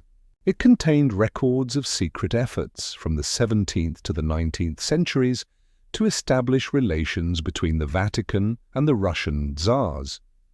In a memo from 1860, the Vatican noted that the Russian Orthodox Church had become the arm of imperial authority, and that without dialogue, reconciliation between the churches would remain impossible. A private letter from Pope Pius IX to Tsar Alexander II included the line, "When the throne seeks eternity, it must listen to the voice of the eternal throne." There was no reply, but the Vatican did not stop writing. In a document from 1902, the Vatican recorded contact with a Japanese scholar representing the Meiji court. The two parties discussed theology, culture, and the possibility of coexistence between Christian charity and the honor of Shinto. One line in the transcript stood out: "The East does not reject faith, it rejects imposition." It read like a reminder to the Church itself. Truth is not a gift that can be forced upon another. I found a 1954 internal memo, just after the end of the First Indochina War, in which the Vatican proposed sending a secret envoy to northern Vietnam to observe the condition of Catholics following the Geneva Accords. There was no official order, no public document, but in the file the envoy's handwritten note read, "I saw priests celebrating Mass in silence, vestments hidden under civilian clothes. Faith here makes no noise, but it has never died." The report was never published. One of the most moving files was a compilation titled Via Pacis, The Path of Peace, containing the full correspondence between the Vatican and the United Nations from the end of World War II to the present. In a 1965 note, when the Vatican became a permanent observer, a cardinal wrote, "The Church has no army, no vote, but it may still whisper into the conscience of the world." That line remains true, though today the world hears those whispers less clearly than before. None of these records boast of influence. On the contrary, they show a Vatican often in the weaker position, the one initiating contact, the one seeking common ground, the one striving to understand its interlocutor. In the shadows of geopolitical power, the Vatican was never a superpower, but it held another weapon: time. The Vatican knows how to wait. And when it waits long enough, dynasties collapse, revolutions burn out, and the Holy See continues to write letters, preserving even the replies that were never sent. When people hear the word miracle, they often picture radiant light, weeping statues, or celestial hymns echoing from the heavens. But when I first stepped into the section labeled Supernaturalis Recensio, Review of Supernatural Phenomena, I saw no light, smelled no incense, heard no sacred sound. I saw documents, thousands of pages of reports, black and white photographs, audio recordings, medical transcripts, and long columns of clinical analysis, all filed meticulously, like a crime scene investigation room. The first file I opened concerned the famous event of Fatima, the apparitions of the Virgin Mary in Portugal in 1917, still remembered as a miracle. But what the Vatican preserved most carefully was not the content of the visions, but the process of verification. A memorandum dated October 26, 1930, sent by the Archbishop of Leiria to the Holy See, noted, "We interviewed more than 60 witnesses, photographed the sun during the foretold times, yet detected no optical distortion in the cameras. However, descriptions by the locals were remarkably consistent regarding the movement of light." The Vatican did not deny it, But neither did it proclaim a miracle. Instead, it recorded, by theological and pastoral criteria, the event is acceptable for devotion, but not binding for belief. That same conclusion appears repeatedly across the archive's records of apparitions, never a denial, but always a careful distance. Another case was that of Lourdes, France in 1858, where the young Bernadette Soubirous claimed to see the Virgin Mary multiple times in a grotto. The Vatican's file preserved detailed transcripts of every interrogation, from local doctors to senior clergy. One line in the document read, "The girl displays no signs of hallucination, yet the figure she describes does not match doctrinal conceptions of the Virgin at the time." Eventually, the Church did not validate the visions directly, but rather the inexplicable recoveries from illness that followed pilgrimages to Lourdes, and the Vatican never rushed.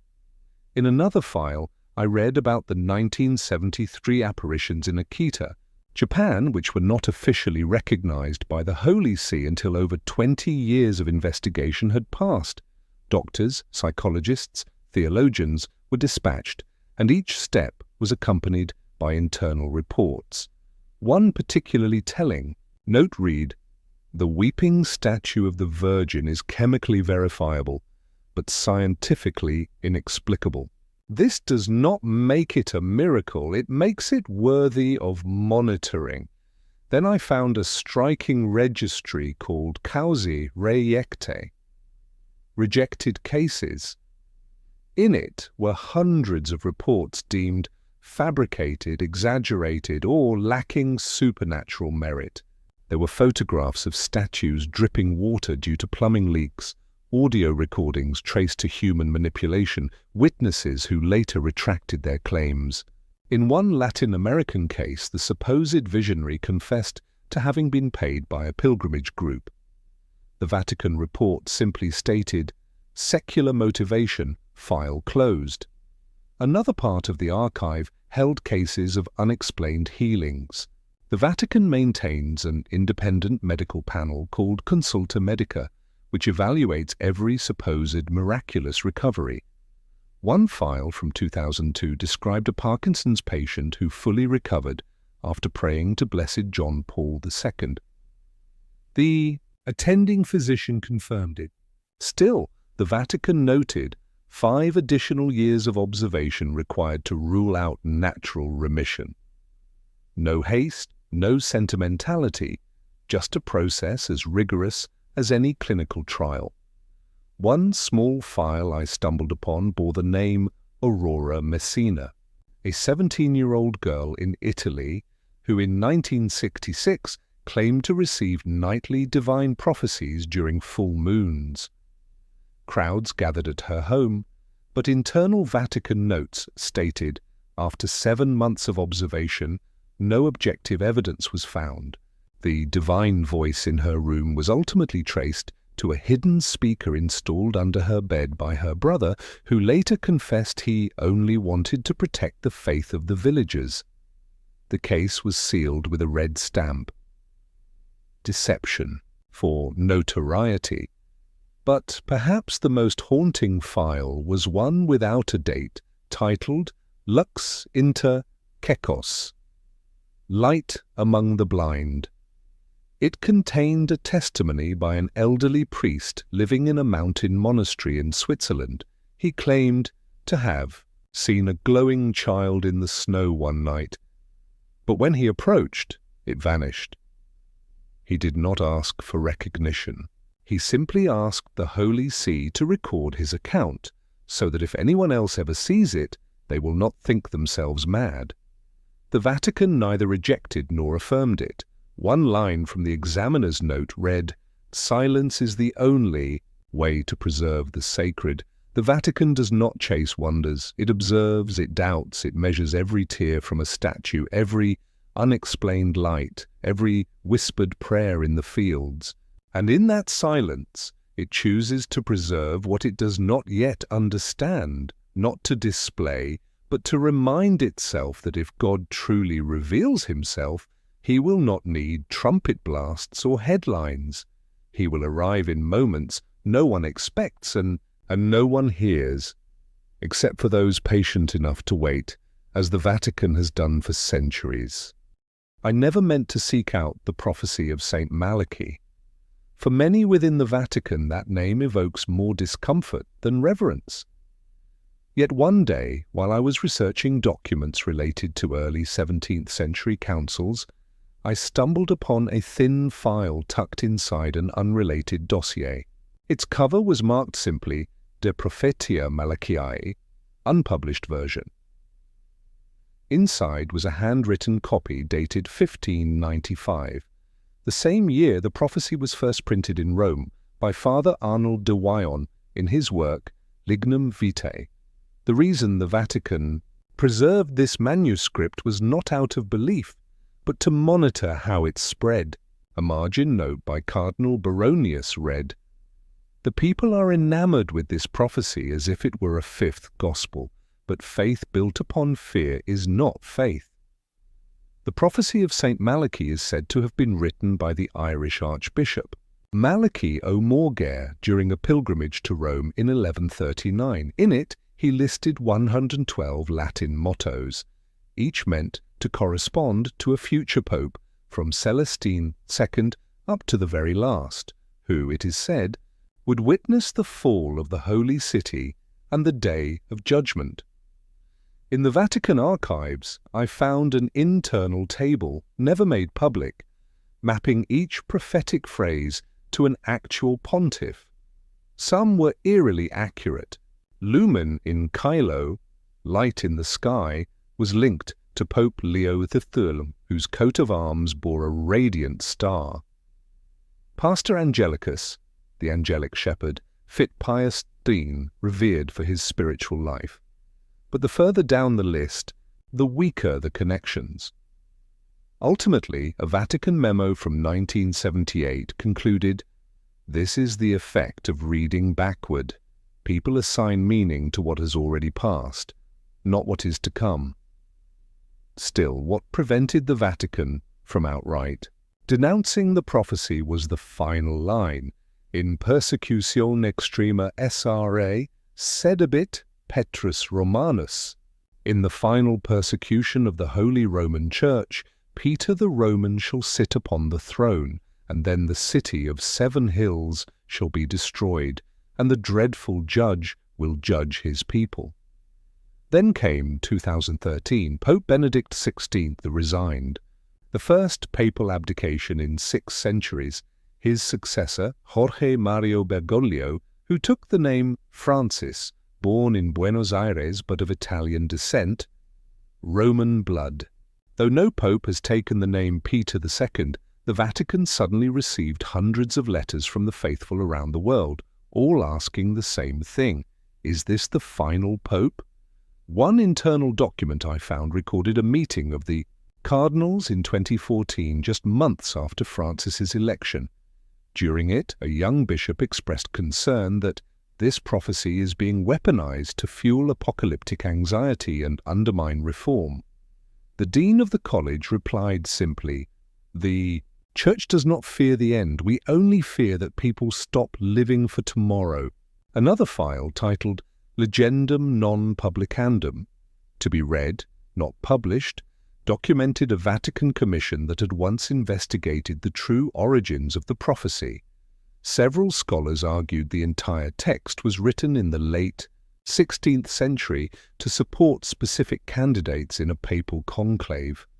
One historian asked bluntly, "If Malachi truly wrote this, why is it never mentioned for 400 years?" But, in the end, the Vatican reached no official conclusion. The file ends with a line that says, "We do not publish what may confuse, even in order to deny it." And so the prophecy remains a ghost, neither authenticated nor erased, neither confirmed nor condemned. It has become part of the mythos surrounding the Vatican, like hidden staircases, secret chapels beneath the basilica, or whispers of angels during papal elections. Is it real? Does it matter? perhaps those questions no longer require answers. As one elderly bishop once whispered to me while turning the final page of that prophecy, there are words God never spoke, but left behind for men to decide whether to believe or not. The archive labelled Archivio Pio Trisi Anni di Guerra remained sealed for more than 70 years. It was not until 2020 that parts of it were finally declassified, but even those disclosed were only the surface. When I stepped into that room, the fresh air of the Vatican hallways seemed to vanish, replaced by an invisible weight, pages unstained by blood, yet heavy with the silent deaths of millions. I opened a folder titled Lettere non risposte, 1942, Unanswered Letters. Inside were dozens of pleas from Jewish communities across Europe, written during the most brutal years of the Holocaust. One letter, dated August 1942, came from a rabbi in Slovakia. It read, "We do not ask for a public intervention. We only ask that you affirm that God is not silent." There was no reply in the file, only a pencil mark on the margin. Forwarded to the Secretariat of State, response pending. Another folder recorded Vatican contacts with Nazi officials. In a memorandum dated November 1939, the German ambassador to the Vatican, Diego von Bergen, pledged, "The Reich will respect religious freedom if the Holy See maintains neutrality on internal matters." Cardinal Maglione, then Secretary of State, replied, "We do not intervene in politics, but we will speak if innocent life is threatened." And yet, if that voice spoke, it never reached the public. One internal report shook me to the core. A document addressed directly to Pope Pius V and dated October 1943, just weeks after Jews in Rome were deported by fascist authorities. It stated, nearly 1,000 Jews were taken from the city on October 16th. The train departed from Tiburtina station. Destination unknown. The report was signed by a Jesuit priest from a local parish. There was no directive attached. But on the following page, in faint, trembling handwriting, someone had written, "Could not prevent. Prayer is the last recourse." I found no handwritten orders from Pius V commanding silence, but I found absence in speeches, messages, public declarations throughout the period when Jews were being slaughtered en masse. A folder titled Discorsi Mancanti, Missing Speeches, contained drafts of 3 addresses that were never delivered. One of them, dated December 24, 1942, bore the title Sicut Stellae in Nocte, like stars in the night. In it was the line, "We grieve for the millions of innocents destroyed, whether for their race, their faith, or their language." But that message was never read aloud. A note beside it read, "Would endanger German parishes must wait." But the waiting never ended. Still, the Vatican did not remain entirely silent behind closed doors. I read hundreds of records documenting secret efforts to save Jews, especially through monasteries, churches, and religious institutions across Italy, France, and Poland. A 1944 file noted, "Santa Brigida Convent has hidden over 200 Jews disguised as pilgrims. The abbot accepts personal responsibility if discovered." There were dozens more such cases, yet no public statement from the Holy See confirmed or protected these actions, because a single word could have dragged hundreds out into the light and to their deaths. A letter from Bishop Angelo Rota in Budapest, dated 1944, read, "If we speak, they will kill more. If we remain silent, our conscience will die." There was no recorded reply. But in a private memo I found a handwritten line, unsigned, To choose between voice and life, no one is holy enough to choose rightly. After the war, a file labeled Difese e Silenzi, Defenses and Silences, contained transcripts of internal meetings preparing for the coming wave of criticism. One cardinal suggested a public statement that the Holy See had quietly saved lives during the Nazi reign. The proposal was rejected. Instead, the Vatican chose continued silence and let the world debate. One final note read, "We do not speak. History will find the words, and history has never stopped searching. Some say Pope Pius V lacked courage, others say he did all he could within the limits of his office and time, but what I saw in the archives was not a judgment. It was the fractured record of a moment when moral clarity was pushed to its limits.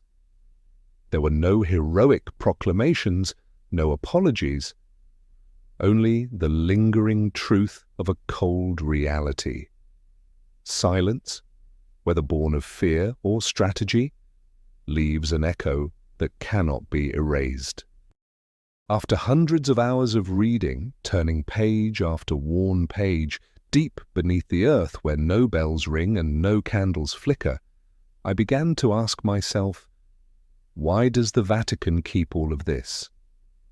Skeptics might say, to control, to conceal, to avoid facing truth.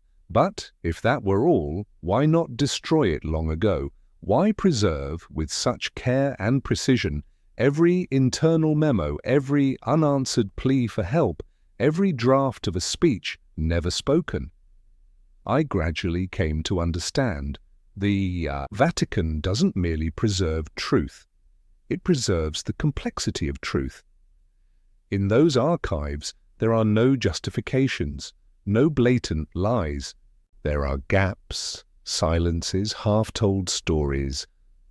But there are also voices once buried at the bottom of history, questions never allowed to echo, and small, quiet acts that saved hundreds of lives without asking to be credited. The Vatican knows, better than anyone, a truth spoken at the wrong time can become a weapon, and so they choose to hold it, not to manipulate, but to wait. They do not rush to open every door at once. They believe each generation should only know what it is ready to understand, and that, difficult as it may be, is also a form of responsibility. I still remember the room at the far end of the Western Hall, a small chamber behind an old wooden door inscribed with the Latin words Veritas temporis est. Truth belongs to time. Inside, there were no files, only a wooden desk and a blank book. The elderly archivist whispered to me, "This is where no more questions are asked. Only listening remains."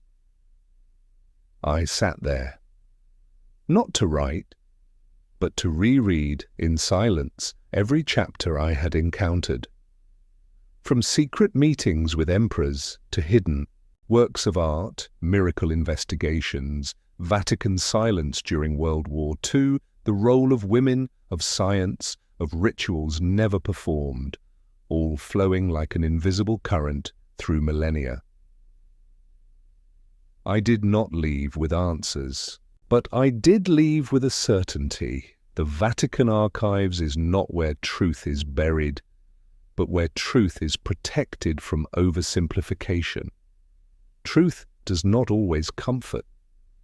Sometimes it reveals popes who doubted, saints who faltered, and angels in paintings that wear the face of fear. But it is that kind of truth that makes faith, if it survives, truly mature. And perhaps that is why the archive continues to open, not in line with history, but with the conscience of humankind. When we are brave enough to look at the unvarnished face of faith, then the doors of the Vatican will open, not with a key, but with the quiet readiness to understand and to forgive. I did not leave the Vatican feeling as though I had exited a fortress of secrets, but rather a chapel waiting for someone to return. Not to worship, but to listen to history, to memory, and to oneself.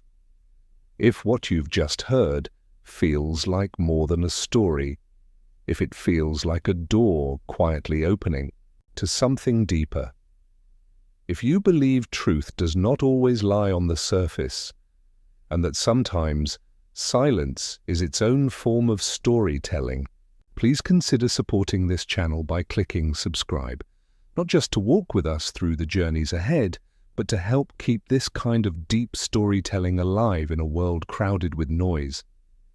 Your single subscription is like a candle, lit among the shadows of an archive filled with memory and silence. Thank you for listening, with patience and with heart. I'll see you in the next story.